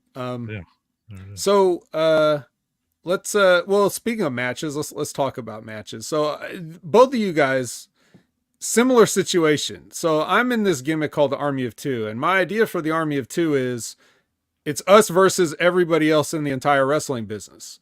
And of course, how we get that across on TV is, we just put them in 6 and 8 man tags all the time. So, but to Karn's point about not getting heat, you don't tell the booker what you want. You know, I didn't to a fault. I didn't tell anybody what my ideas were or anything, because I didn't want them to think I was trying to be, you know, too over or comfortable or whatever. So, you know, to my own detriment, to our detriment, because, you know, and I apologize to Timmy Baltimore on you know, on when I had him on the, you know, one of my shows, I had him on and I apologized to him. He's like, I should have told you some of the ideas for what we were trying to get across, but I just felt like me trying to tell you anything about me was just going to get me heat. So I just left you out to try to figure out what we were trying to do. And you did and I was using that to put him over, saying how great of an announcer he is, because we didn't give him anything, but he still basically kind of got it. Yeah. But that's the thing. Like, you don't want to come across as that douchebag that's like, actually, so what we're trying to do is, you know, you just don't want to feel like that, but you need to. And people like the announcers, they want you to, right? So I'm not going to tell Rip, like, look, I know that you want us to do this job for Super Gloves or whatever, but we actually have like a gimmick and a direction we're going in that we think would be valuable, so that, you know, if we do put somebody over, it means something. You know, you can't say that. Right. So whatever. So, and it's just like, and you guys are teaming with Cody Carnage tonight. It's like, sure we are. So, you know, we had some fun with it. I remember that. And the same thing, like, how many of these weird ass matches is like us two and, you know, APOC and Albarone, or, you know, or these 10-mans or whatever, or like one of those weird, I swear we were in a match one time, I think you were on the opposite side, Vic, where it was like, you know, like one of those 10-mans is like most falls till curfew or something, some weird old school too. Yes. Yeah, just so much great stuff. So I'll tell a story for each of you guys, and then I'll let you guys tell any funny memories that you have of matches around that time that maybe we were all involved in, or some of us, whatever.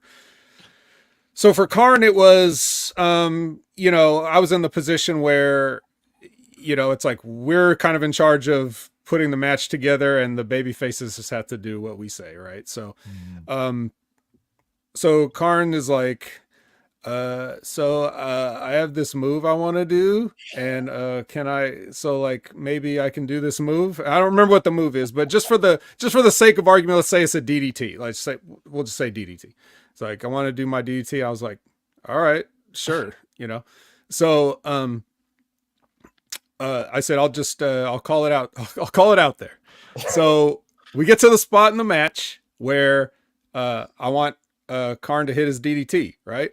So I'm like, so I go, DDT. And he's like, what?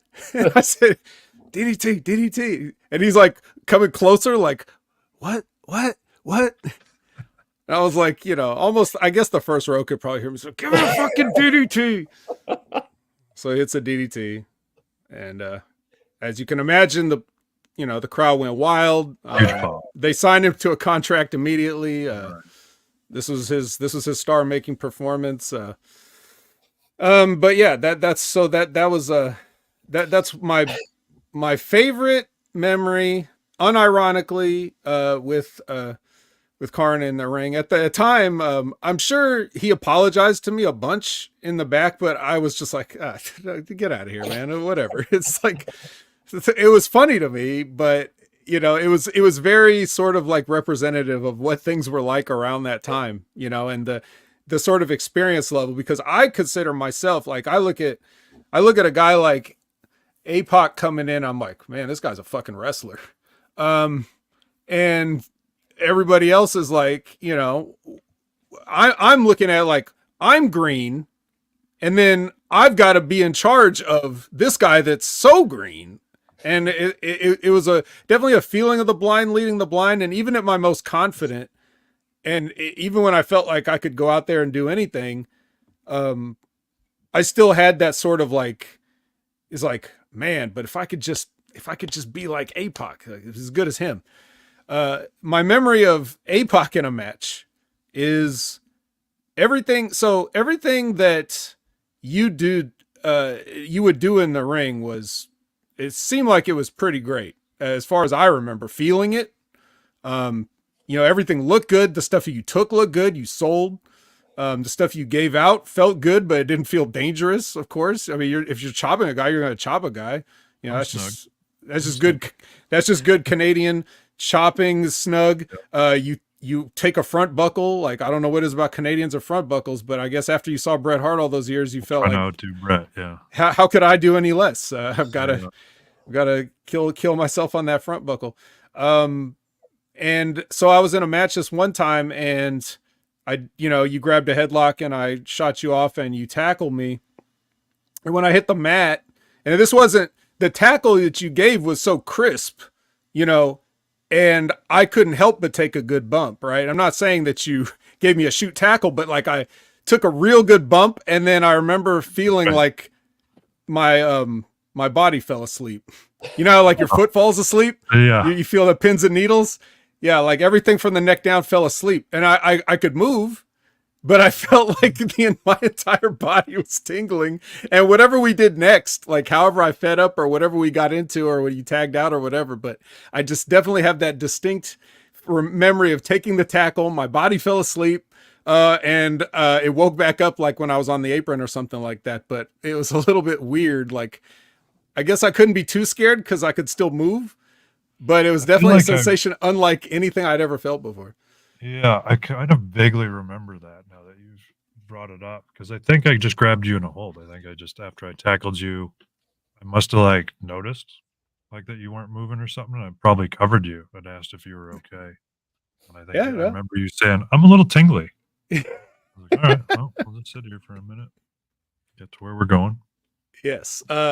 I'm sure that bump was on television, but it's lost to time now, so it's too bad. But it was it's funny. Probably the best shoulder tackle ever recorded. I was thinking about it because, like, at that time, back then, Danny would get so pissed if anybody put that stuff online.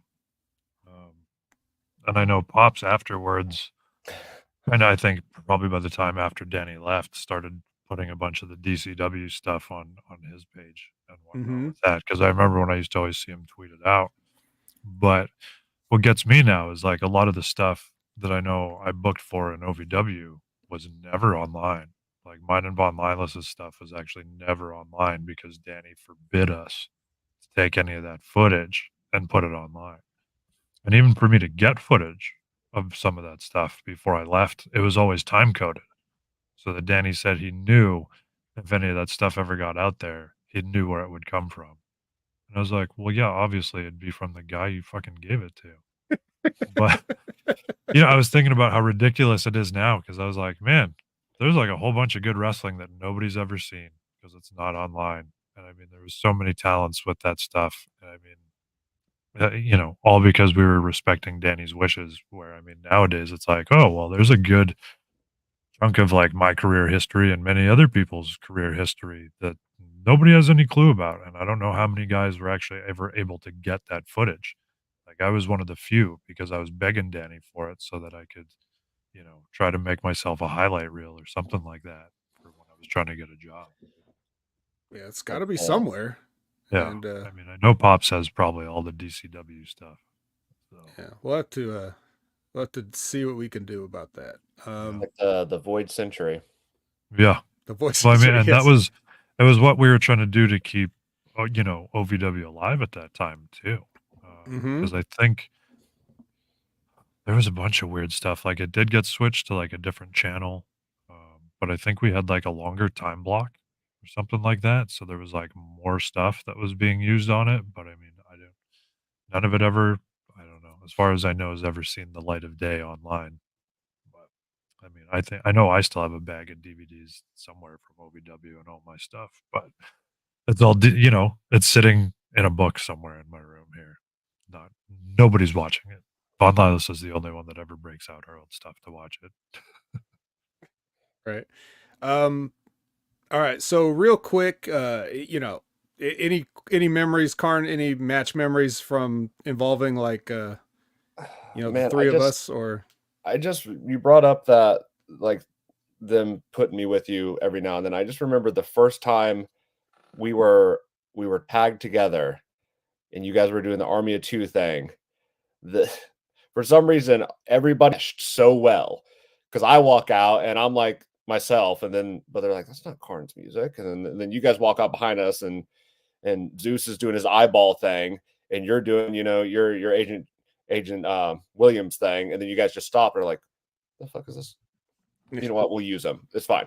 And then like you're like instructed, like it wasn't even just the entrance, it was throughout the match. We just like our characters for some reason really worked, though they were so different. But in that scenario, I don't even remember who we were wrestling. Might have been like probably Was it the four of us? I think it was just there were some, but I know which one he's talking. When he's talking about this one time where it's like, you know how we would face away from the camera and then do the about face. Yeah. Like he's looking at the camera the whole time, and we about face, he goes the other way. So like it just, you know, that was that. And then I'm sure there were other times, whether they were like dark matches or other TV matches, where like we were all in there like on one side. So there was some 4-man or 8-man tags that was both teams, but that the one I remember is that one where it was just the 3 of us, and they're like, "Kharn needs something to do tonight. We'll make this a 6-man." And you know, I don't remember, like the Alaskan Assassin and Richard Cranium or something, and somebody else, a judge or something, just a random group of 3. It was like, okay, but like the judge. The what? Judge Reason. You reminded me of the judge because I'm still friends on Facebook with him or something. But so sometimes I see his pictures and I'm like, I know this guy, but that was what I was missing, was the judge. Yeah, Judge Reason, Judge Reggie Reason. Right. Yeah, that was mine. And then just like every time, like you kind of brought it up with the move I wanted to do, but you were always very, compared to most people at OVW, very giving with letting me try things. I'm like, hey, here's this ridiculous thing. The worst you would do would be like, let's tweak it a little bit, so no one gets hurt. But you know, you were very much like, hey, like, because you were, you know, you, like you said, you were relatively new too, so you were also trying new stuff out and figure things out. So I think you had that same like concept of like, you know, if I want to do that, let's, you know, let some other guys do it. But you were, you know, enough above me to like know what was a little too much and what was, you know, kind of okay to try out. So I really appreciated that, like that guidance and just like that willingness to let me probably make some mistakes and learn from it when we did our matches. Whereas most people are like, yeah, you're not doing that. You're just going to do what I say in the ring. I'm like, okay, you know. Right. But well, the only way you're going to realize how lame it is if you do it. So exactly. That's why I let you do it. That's the best way to teach you. What about you, Vic? Any like any memories of it, us in matches or anything like that from that time? I know it probably, like, since it was forever ago and it all kind of runs together, I know that's how it is for me. Yeah. I mean, I remember us being in a match together, and I know one of our opponents was probably like the Alaskan Assassin and Big Cat.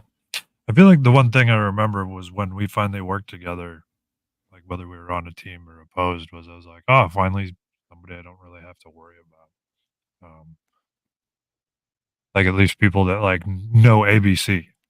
That was such a big thing where I was like, cool, I don't have to worry about these two on you know, something like this. It's just the rest you had to usually worry about. Right. I can't, like I said, I can't remember a lot of stuff from back then, other than just like, it was always that struggle to try to like just get a passable match. That's all I was ever after at that point in time. So I feel like I remember we finally had one. But you know, I can't remember who we worked. I just know it was one of those 8-man tags. I always remember Alaskan Assassin being on the other side of them. Probably Specs. Probably. Because like I remember how respectful Specs was to me all the time. Like it was unreal to me. Unsung hero Specs. Very much, yeah. Because like there was a bunch of, you know, guys like that who were always like, they're awesome because they were good dudes and they wanted to learn and they just were trying their best. And I mean, Specs, like he did have something to him. You know, so that's all I can really remember. Like so many of those matches, just like it's all a blur because it all blurs together. Like we didn't work together that much because the way Rip had a hierarchy, he took anybody that knew anything and they were the heels and they were the leaders. And so you and I wouldn't need to work with each other because we had to wrangle some other people. Right, yeah. So the times that we actually get in there, and you know, I felt the same way anytime I remember this one time, just real quick. Was it Brandon Kaplan had a friend Like he brought in, I forget his name or whatever, is a guy he knew, I guess, from the Indies or whatever, and he was not there long. But I remember him, him coming to me and saying, hey, shine this guy up or whatever, like as a favor, I'm like, sure. And then later on, so I'm in there with him for a while and I'm like, it's kind of like a two birds with one stone. Like I'm trying to shine him up and I'm trying to, give him some time because, this is a moment, I guess. So I just, whatever. And then later on, Rip, when we were watching the tape, Rip's like, Vet, you stayed in there way too long with this guy. Should have tagged out or whatever. And I was like, yes, sir. Even though I knew, like, I did it on purpose. It's not like I didn't know what I was doing. I did what I did on purpose. But, there was lots of times like that where, or there weren't enough times like that where you were in there with somebody that really knew. It was your job to be like, okay, you're a player coach right now. So that's why we never really cross paths too often. Yeah, very true. Now, Kharn, you said the Void Century. Okay, we don't have a ton of time, right? But we're all kind of, this is where we made some of our people might check out. But we're kind of at least to varying degrees anime guys. Okay, we're all One Piece guys for sure. Oh, yeah. So I'm more behind than all you guys. I'm trying to catch up. You'll get there. You're gonna get there. I checked yesterday. Episode 619 was the last one. I think I watched. Like so that's pretty good.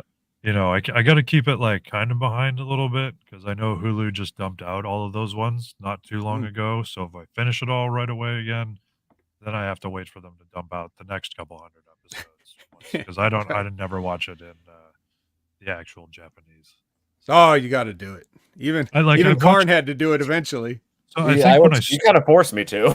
Yeah, when I started, I think I actually started watching it with the subtitles, and then saw that there was only so much of it I was going to get through that was like subtitled that was out, and there was more actually of the English one, and so that was why I went with the English, and then that way too I can kind of like put it on and do something and listen to it at the same time and pay attention to like two things at once because whenever I'm at home I'm multitasking where I have something playing or watching and I'm doing three other things at the same time.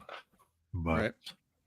Now Netflix is trying to own the whole thing, so eventually all the episodes will be on there in both languages. I'm sure they're still adding it.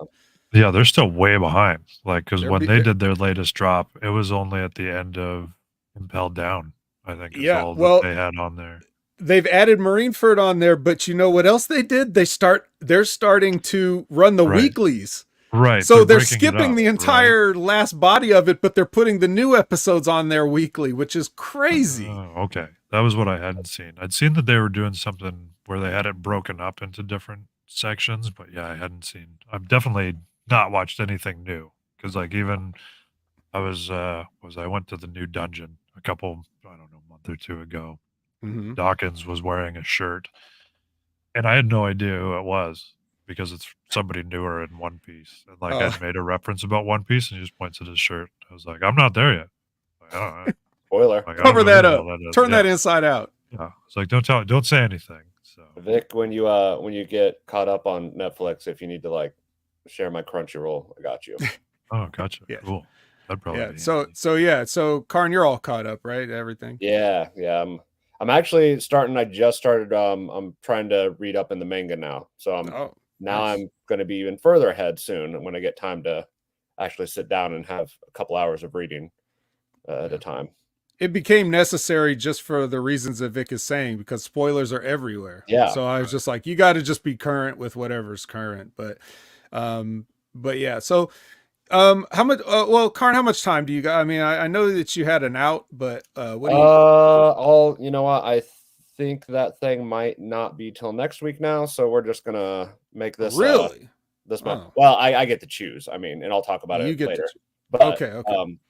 Got some other stuff going on too, like all right later on in the day. But so don't worry about time. We'll just we're not gonna go too long, but good to know that we don't just have 5 more minutes. All right, so so like so what are you working on these days? Any new stuff catch your eye? Oh man, I got a couple new ones that just started up that I was gonna recommend over here for anyone still listening that wants anime, and definitely for you guys.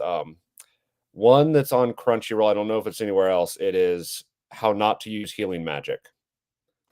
Is this one of those isekai, isekai, but it's got like a different. It's interesting because it centers around the healer in the party, and who's training him is somehow figured out a way to use healing magic like aggressively.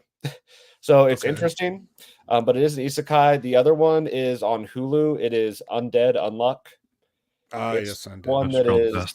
Yeah, I haven't seen it yet. It's super hard to explain. It's pretty absurd. But the powers in this world have to do with negating things. Like the undead guy, the guy that's named Undead can't die. The girl named Unluck, she basically touches you and you get a stroke of bad luck depending on certain circumstances. So right. Like depending on the touch. Yeah. If she brushes against you, you'll get hit by lightning. If she kisses you, you'll get hit by a meteor. Yeah, pretty much. Yeah. I'm gonna run and pee real quick, boys. I'll be right back. No problem. Good. Those two are ones I'm really been watching that I really like, and one that I was like behind on because I usually don't watch this style of anime was Classroom of the Elite. Okay, I haven't watched it.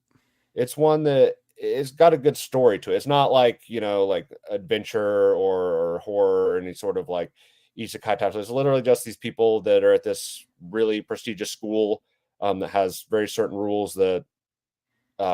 Competition is a huge thing overall, and the main character's super creative with how he solves the problems and stuff. And I didn't think I'd like it because I just put it on like Vik was saying, just have something in the background sometimes, but I can still watch.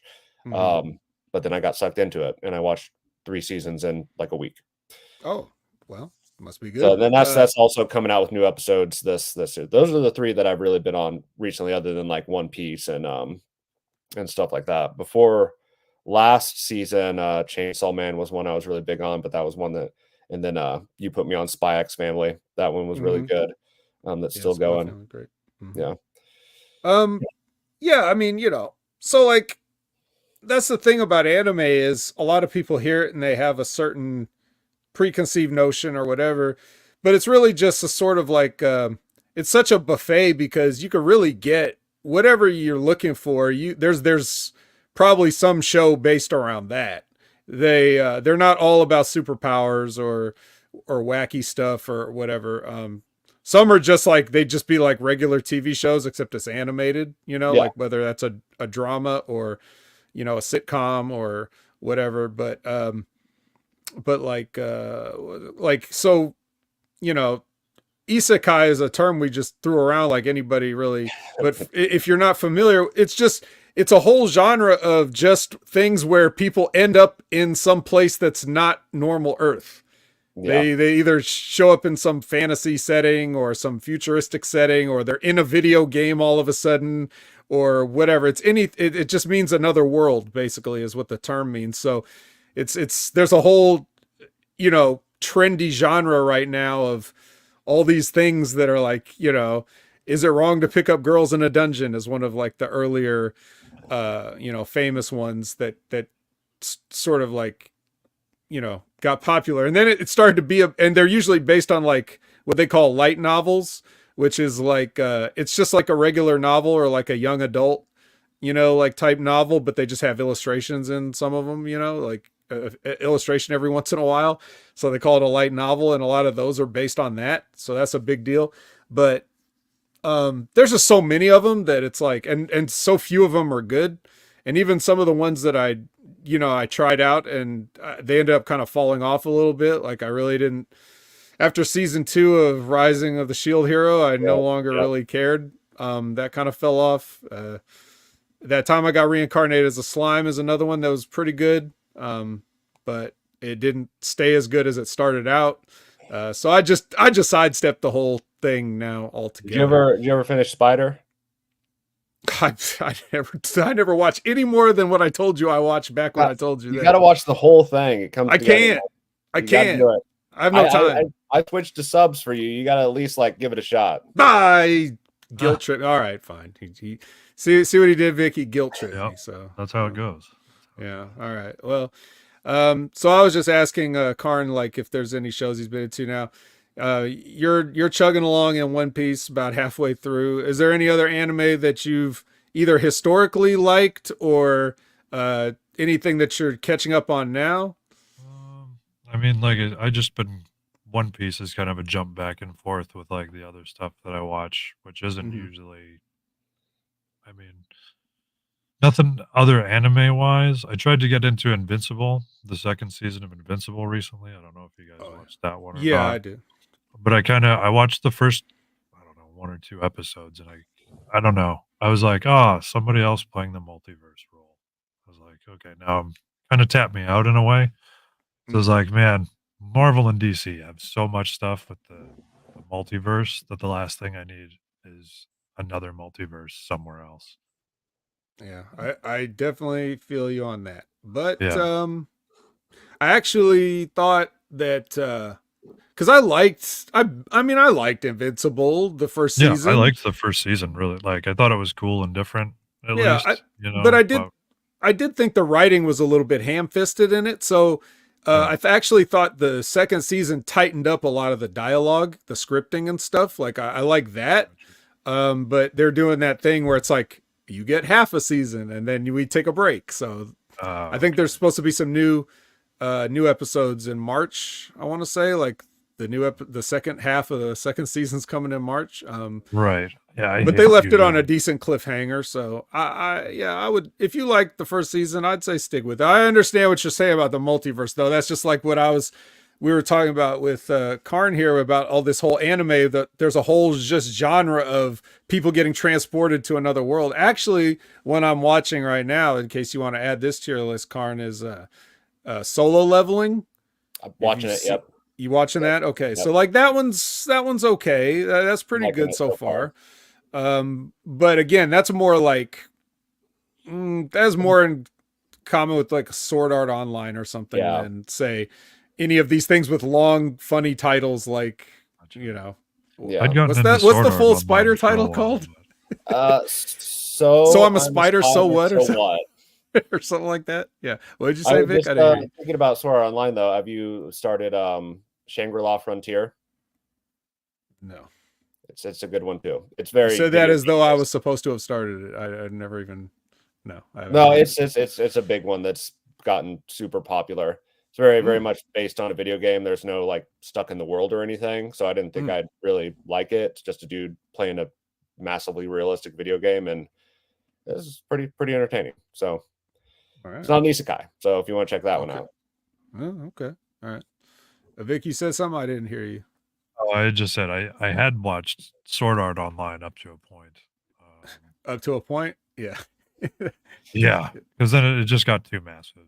It just got too kind of silly for me. I mean, I really liked the first season of it. I thought was great, and then after that, it kind of slowly dropped off for me. I want to say, but because like that's such a great idea, especially with where we are nowadays with technology and stuff, right? Like so much more VR of like every way, shape, and form, and we're getting new, devices all the time. Like how much crazier is it going to get until we really do unplug from real life and we're just in VR? So, I mean, anytime that I've gone to an old folks home, which hasn't been a lot lately, but I guess even like before, like my grandmother was about 101 actually when she passed away, and she was living in an old folks home for like the last 5-6 years of her life or something like that. And I was thinking, man, this looks really boring. What's it going to be like by the time I'm old and I need to be in one of these places? And I was like, hopefully we're all just plugged into some sort of VR and living a way cooler life. Yeah. Wind it down that way, I mean, it seems like we're certainly headed in that direction. Well, they better tighten that shit up, because I already get motion sickness from VR. So I can't imagine when I'm 70, 80, they're going to need to make it a little bit easier on us. So they did. I know so I've only really played the PlayStation one. And so when they had the second Spider-Man game or whatever that they did with it, I was really worried about it because like a few things really messed me up. Like if I play Skyrim, I can't like walk. I have to do the jump or else I'll be done in like 5 minutes. But they did something because I was like, man, I really want to try the Spider-Man one. This would be cool. And they've actually made it so that there's something that kind of slows it down, and the motion sickness feeling doesn't happen like the Oh, same as it usually would. Because I figured, oh, the minute I go to swing, I'm done. I'll probably be puking and like yeah, tear the just helmet off. Because like even when I try to play like Star Wars, like in the ships and stuff, I'll be chasing somebody, and like after a minute of spinning myself around in a circle, I'm like, cool, I'm about to puke. I always have to yeah. remind myself not to do that. But yeah, they've done something to kind of change it so that it stops triggering that reaction out of you. Good. Yeah. That was the big problem. You have the Sony, you have the Sony the 2, right? You have the VR2. I have the VR1. I Oh have the my original god, PlayStation really? 1. Yeah, I don't even have a PS5 yet. Why would I What buy the- it? There's I don't nothing on either. it that I want to play yet that's not. I mean, The- I've gone back lately it's gonna because save like you, but dude, the load times on the PS4 compared to the PS5, you'll feel like you're in an old folks' home waiting to die. Like you yeah, get it for the like load times alone, is worth it. I know, but there's nothing that I play right now that's really, I don't know, cross between or whatever. Like maybe by the time Grand Theft Auto 6 comes out is when I might actually buy a PlayStation 5. Fair enough. That'd be about it. Because even now, like I've got so much on my PlayStation that I don't play. Like I'd started playing. Right. I was always a fan of the God of War, and so Mhm. I'd started playing. You Same. know the new one, or the not the newest one, but the first one with his kid. Mm-hmm. I'm probably like halfway through, and I got sidetracked to something else, and I haven't gotten back to it. And then I started playing because I have Diablo 2 on my Switch, and so I've been actually going back and playing that lately. But so every time I finally hit a spot where it gets too hard and I die, and I have to make it back to get all my stuff back, I'm like, "Oh, this is gonna be a while." So I just hit one of those yesterday. So I get Diablo 4 is out of the question. We're still on 2, right? Yeah, Like we're I'm still on 2, okay. man. Yeah. I mean, because one of my buddies showed it to me, and he was like, "Hey, it's really cool, you should play it." And I'm like, and I'm, like, weird like that now, like, I have to go back and play all the other ones before I can Mhm. get to wherever we're at now. Mm. That's just how I do it, I guess. I don't Hey, know. I like knowing the origins of all things. yeah, I think for me that sort of authenticity is, Yeah. important because it puts you in that time that everybody else was in. Right. Like I didn't play a Souls game until like a couple of years ago. But when I did, I made sure to play the original PS3 Demon Souls with the terrible frame rate and the Right. poor graphic. Like I wanted to experience it the way it was supposed to be in 2009. Yeah. I don't need to play a cleaned up version because that's not the authentic thing, right? Right. So Yeah. I like the yeah. evolution, see how it all works out. Like when I went through Mass Effect originally, it was like, when they only had two, I guess they had the first three out, but they were all like remastered and stuff. Mm. And even watching like going from one to two to three, just the advancement of it all was awesome. Like you appreciate it so much more, I feel like, when you go through it that way instead of just jumping in at whatever the final point is to play the nice cleaned up version of everything. I think so. Medium 5 says, I'm watching the new Castlevania like anime or whatever it's named. Season 1 was a blast. You guys checked out Castlevania? It seems like right up both your alleys. I I heard, did season 1. It was pretty good. Mm-hmm. yeah, I heard it was good, but I still haven't. I mean, One of there's so those much stuff. Netflix originals. I kind of slept on a lot of the Netflix originals for a while, but some of them are actually pretty decent. Yeah, I would check that. I've been pleased with it. There's like a newer one. I forget what it's called, like Nocturne or something like that. I haven't gotten through that one. That was kind of where I was at, a couple episodes into that, but not for any other reason than, like Vik is saying, you just get sidetracked by something, and then all of a sudden you just don't go back to it. Not because you didn't like it, just because you just Other don't go stuff. back to it. Yeah. So I've only got so many hours in my day, unfortunately.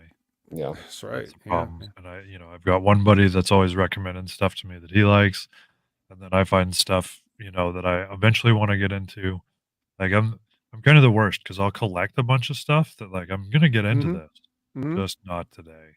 Yeah, I mean, and COVID was one of my stuff never stops coming out. right. So I mean, the pile keeps getting bigger, right? yeah, I almost need COVID to hit again just so I can get back through a Wow. bunch of stuff. You need to go in. You need to get in an old folks' home so you can finally just watch all this stuff. Right? I mean, Yeah. yeah. I mean, life has definitely gotten a lot busier, just life wise. So I mean, an old folks home would be great Right. because I could sit there and not have to do anything. But I mean, nowadays I'm much busier than I like to be. I got to keep fighting Yeah. with myself about it. I'm like, I really want to sit down, but there's 30 other things that I got to do. So Yeah, relaxing is the best. So yeah, so well, speaking of time and life and everything, so Kharn, you've decided some things lately. You've decided that you're going to do some stuff, and Yeah. you kind of want to tell us all about that. Sure. I mean, I've been in Kansas City for about 2 years now, working with if people watching didn't know, Ronin Stunt Company, doing film stuff and everything. And I have some projects coming up, but it's that situation where they're not super confirmed, so I can't really talk about those. However, like we were talking about earlier, my transition from wrestling to acting, when basically WWE was like, "Hey, we'll give you a call," and I'm like, "I'm gonna try this other thing out for a while." I went to go do mostly acting for the sake of getting better at professional wrestling, and then went to undergrad, and that took quite a few years, and then just went to grad school, and that took a good many years. It's been probably since 2014 that I've had like a real match. Like I was saying earlier, the last one was pretty much with Bob Holly. And I mean, I've been thinking about this actually for a couple of years now since graduating from grad school in Mississippi. And I think I would really regret it if I didn't try wrestling again, given what I know now, given that I went to learn more acting stuff and more storytelling, specifically for that reason. So I wanted to not just make like a Facebook post or something about, hey, I'm coming back to wrestling, but do so on, a good friend show. Um, I feel like that's a little more appropriate coming on a wrestling show to announce you're coming back to wrestling at some point. Like I don't know when, I don't know where. I could go to New York, California, maybe Tampa. Could even end up back in Louisville, Kentucky. I don't know these details yet. But the point is, within this week or next week, at some point, I will be restarting training here at a place called XWC, Extreme Wrestling Center, here in Kansas City. They've been very gracious and allowed me to come in and just join some of their classes, which I haven't gotten to do yet because I just confirmed this. So, but I will be retraining up to a point with the expectation of returning to professional wrestling to some degree. And that was the announcement I wanted to kind of make when I came on this show here today. Oh, all right. Well, I don't know how to break this to you, but Vic, I think you'll agree with me that you went to school for all this acting and whatnot, and wrestling's kind of about moves now. How's your tope, kid? Yeah. Well, did you that's learn to get your shit in yet? Yeah. That's what it's about now, man. Yeah, you can monologue, but like, can you do like a 450? Look, I mean, that's so the difference between TV wrestling and I think I'm a good enough actor now that I can, talk for 2 minutes and I don't need to fucking do any of that shit. But don't mean I'm gonna you got to be able to do both nowadays. Right, man, I remember when I went to OVW, I'm like, I want to do 450s. I want to learn how to do this and this. Like, we don't do that. Like, Yeah. you're not going to learn that here. I'm like, Yeah. But that's because Alright, Rip well, was That was coaching. then. Yeah. I mean, Well- I've told my students the same shit because I get asked like, well, what do you do to get over? I go, you get your shit in. I said, you look, gotta I say, still, I you know. guarantee you, every move that I did before, from any time in wrestling, I can still do. So if I need to pull that stuff out of my bag of tricks, absolutely 100%, have no doubt I can. As long as they can call it to you 4 times in a row, you can hit it. Hell, at this point, I might, after a few weeks of training, I might be the one calling stuff again. I don't know. Extra but I grizzled. mean, I don't I don't know about Buff Bagwell wrestling anymore, but I can still do the blockbuster, so I got that at least. Yeah. I can guarantee Buff can't do it anymore. he's not. Probably not. I saw him I'm in a the year clear. or two ago, and he was having a rough go. As nice Yeah, of I a did. fellow I as saw him Buff is, he's not in good shape. good while back, but I mean that's unfortunately a lot of guys are getting to that point now that we watched when we were kids. Right. Well, we're not that young anymore, which I keep No. noticing more and more all the time when I go to train students because like I Yeah. try to do I try to do the least amount in the ring as possible. But Right. I mean, even just me giving a guy a headlock takeover, showing a guy how to do it. If I don't have 2 sets of knee pads on, my knees hurt for about a week afterwards. It's a lot of fun. And I know, like, even Suzio, he just recently got a year older, and I was like, yeah, everything's gonna catch up a lot more now. There's something about it. That extra tick on your trip around the sun, you start feeling it a lot more. I Well, mean, that's the other thing. I figured, like, now if I'm gonna do this, this is the time to do it because I wait a few, 3 to 5 more years, and restarting is just not gonna be in the cards. yeah, and your So body there's a just possibility. doesn't kinda snap back into it as much as it Yeah. used to. Like, for me now, I can when I get in to train with students and stuff, like, I can go for a little bit, but I have to push myself to do it, and I can actually feel my body kind of fighting against me and the things that I already think I should be able to do, and they just don't happen as easy as they used to. I mean, I'm lucky in a sense that stunt training and even theatrical combat that I've done regularly has kind of kept some of that muscle memory. Because Right. I learned there's a lot of similarities and crossover. There's subtle differences, but like impact stuff and just overall like the wear on the body is quite the same. Yeah. So I'm still a little conditioned in that, but it's definitely gonna still be it's always a shock to your system when you take a first bump after 10 years or for Oh, the yeah. first time. Mhm. I mean, I let a kid, give me a snapmare a couple weeks ago, and I was like, "Oh, this will be fine." And I took the bump, and I went, "That hurt a lot more than it should have." I laid there Wrestling for a is real second. after all. We were Yeah, the making kid. fun of him earlier, but it Yeah. turns out he was right. Wrestling is Oh, totally yeah. real. I mean, the kid looked at me. He goes, "Are you okay?" And I'm like, "No." He was like, "Is it something I did?" I'm like, "Nope." I'm like, "You did everything just fine. It just hurts a lot more than I wanted it to. That's all." That's right. You just say, all right, you just do the motion of the snapmare and I'll just gently have a seat. How about that? Yeah. Yeah. His muscle memory is the important thing here, not yours. Right. You know, Yeah. you know how to take a snapmare. This is not an issue. Yeah. You get Okay. this move down. That's what you need to practice, kid. Yeah, Yeah.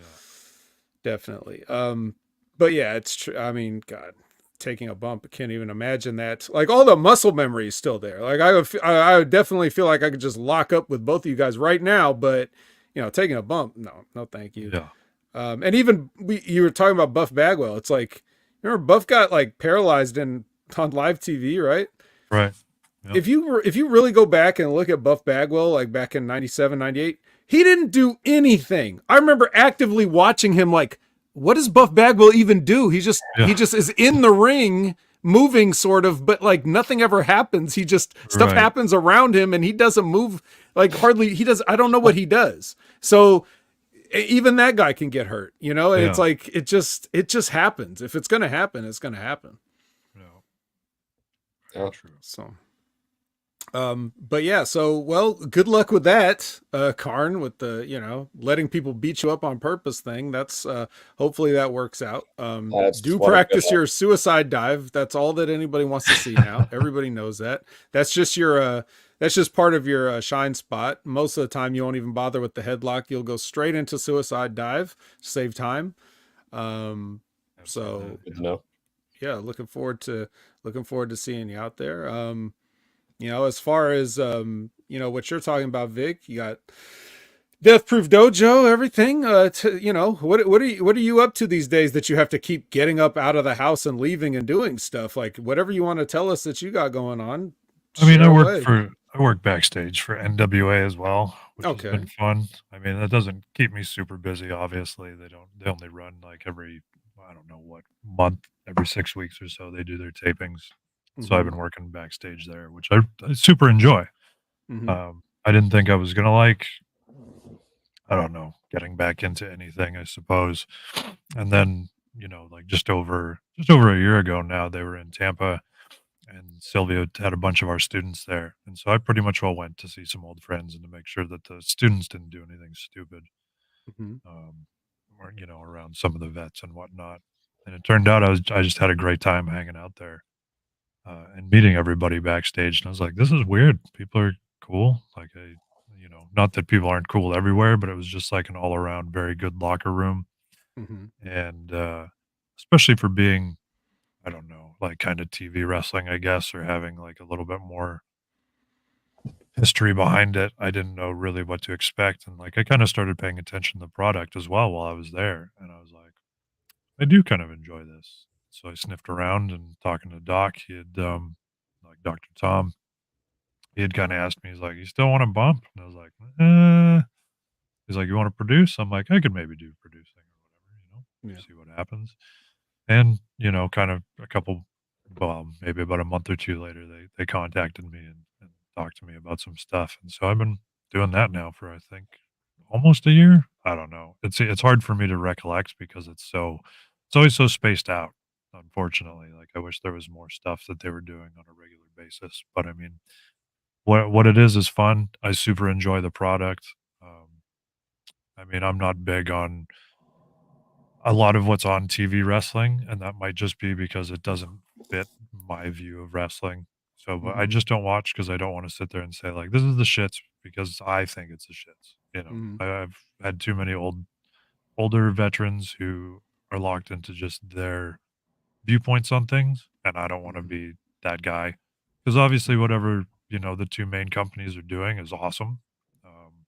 Because they're all making tons of money and they're on TV and people are living their dreams doing that. So, however it happens, good for them.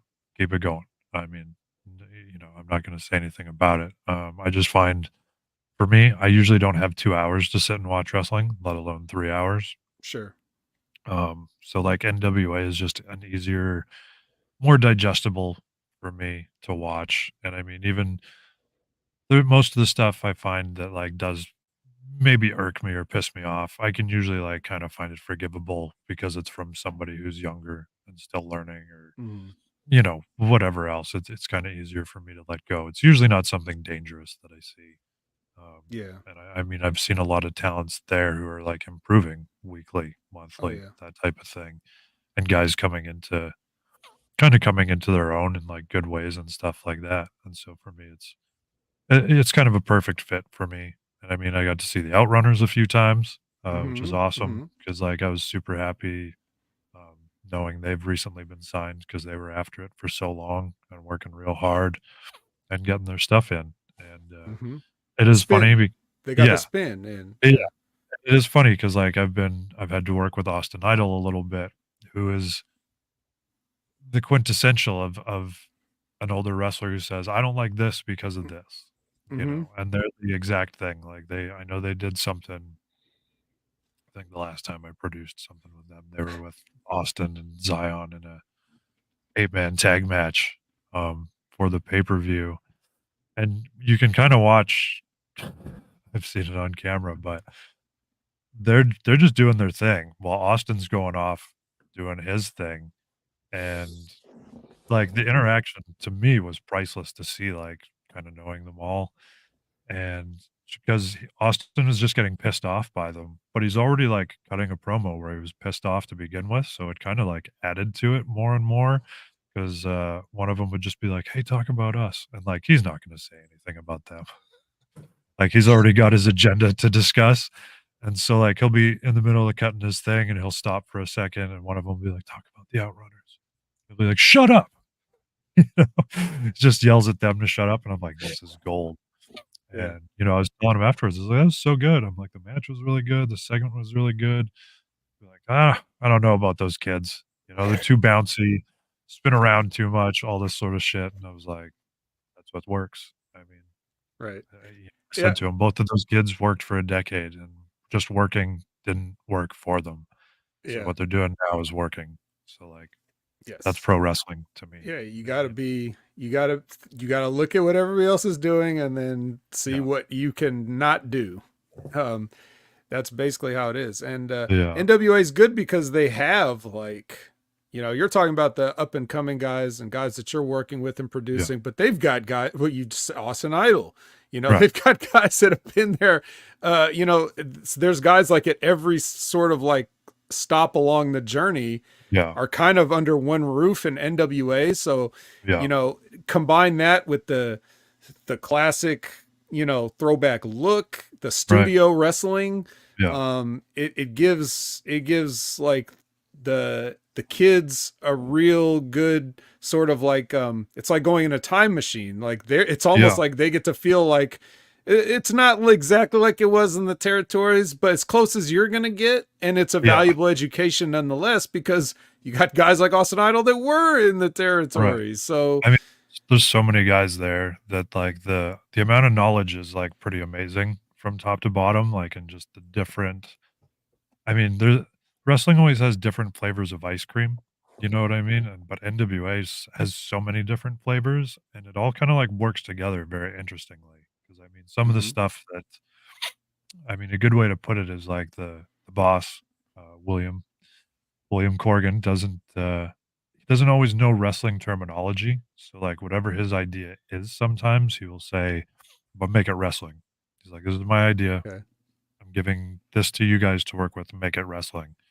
Mhm. And so like then you kind of get like this conglomeration of the wrestling brains like that all put it together to then kind of transfer that into the talent and what the talent brings out. And most of the time it all works out. I mean, there hasn't been too many times I've seen something that turns into a clusterfuck, but it's usually not due to communication. I would say, but it's pretty awesome because like sometimes you get something that's tricky and you're like, how the fuck do you make this work? And I mean, Austin Idol, he's pretty unique at like the simplicity of what it is, of how like he'll take something that seems really complicated and he'll simplify it, and it works very easily, and then it turns out really good, and you will get the exact desired effect, you know. And even on the other end of the spectrum, you get a guy like Homicide, same thing, you know, and such a different style, Mhm. but yet still with that knowledge of things, finding a way to make it all fit and make it all work together, and it just makes it a lot more fun. I mean, I've enjoyed this part of wrestling more than I've enjoyed working in a long time. So Well, that's good because, you know, for one reason or another, some places make people that used to love wrestling hate wrestling, yeah, and well, to a certain degree, even with fans, there's generations of fans that just think that's all wrestling ever was, and right, it's not true. It was yeah, just that kind of presentation, but they're not the end all and be all. So there are still things to enjoy. There are still things to, you know, that are like back when we got into it, you know, like when we saw that stuff growing up that we liked. You know, there's a way to kind of reach back and get some of that stuff and harness some of that stuff. yeah. Well, Um, NWA is cool for that because when they do that TV mhm, production, it's very much the old school like TV thing. Like the first time I walked into their TV taping, I was like, "Holy shit! Like this looks exactly how old school NWA looked." And then I've been to mhm, the pay-per-views, and I'm like, "This is exactly how new wrestling looks." So I'm mhm, like, "This is a great blend of that." You know what I mean? The actual history, still having some of the new and blending it all together. To me, it's much more fun. It's a product that I enjoy watching. I know maybe not for everybody, but I mean, if you're a wrestling purist at all and have that appreciation for it, and you're not just stuck on, you know, only big TV production, it's a great mhm. place to watch wrestling. Yep. And now they got the CW deal. So The like CW app, yeah, yeah, can you watch can get on the app, NWA on the or app that the you can get for free, or go to website, right? You can do the yeah, website too, right? CWTV.com. Yes, I've had to tweet and Yep, Instagram that's that what's one a up. bunch. Modern. Yeah, It feels like it should be on a tube television, but you can watch it on your phone or right. your super curved OLED 4K monitor, you Yeah, know? exactly. So, so yeah, that's good. Well, I could sit and talk to you guys all day, but think we should let you go and do those things in the future. But if we're going to follow along with you, we're going to want to know where we can do that. So, Kharn, tell the people where they can follow along with you on your journey. Most of my stuff is going to be put through my Instagram, and that Okay. is at the Kharn Alexander. That is Mm-hmm. my address. So definitely give me a follow, and I will make sure you get all the updates on anything I'm doing. All right. Anything else that you want to put over before you go? No, just that some of those projects I wasn't really allowed to publicly talk Mm. about right now. I will be updating those soon as I get information. So definitely that's where it's going to be. It's all going to be on that Instagram. So hopefully I can get some info on the wrestling side of things as well as the film side of things here to everyone soon. Nice. Yeah, I'll definitely be watching.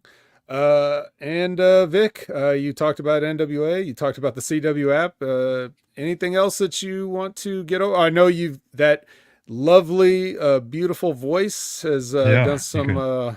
You can always yeah, hire some me work. to do your YouTube videos or whatever you need voiceovers for through Fiverr. That's where I make all my big bucks on voiceover nowadays. That's right. I'm about Dave. as cheap as it comes, but I mean, it brings me some interesting stuff. I like doing it. So a great value is what you're saying. Like It's a very great value. you because say if you're a cheap, fan I of hear mine- value is what. Yes. Is what. I mean, you can't beat it. You got the Z-list celebrity like myself with this beautiful voice.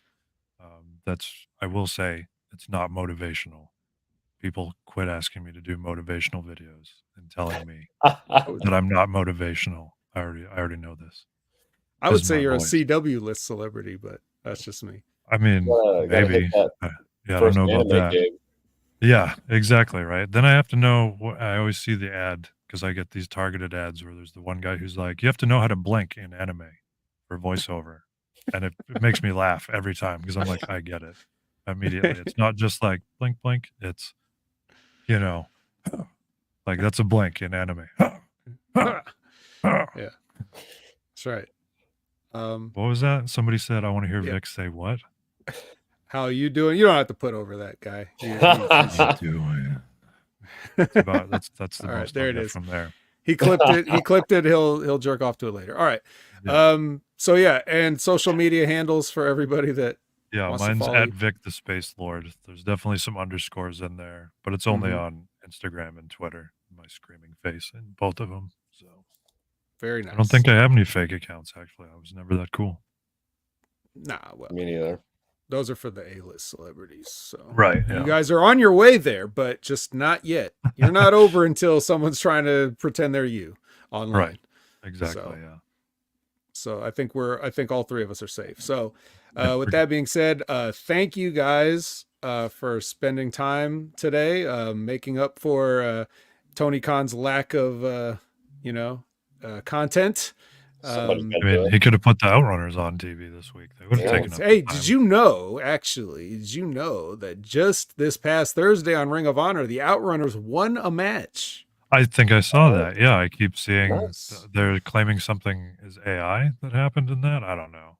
I saw it again today, and I was like, "Oh, it looks like they won. That's all that matters." The win was real. The win was Yeah. real. So that's Okay. all that matters. So all right. So yes, once again, thanks to Kharn Alexander, Vik the Space Lord, and so for those guys, I'm the vet, and I don't have a sign-off line. Jimmy, take us out.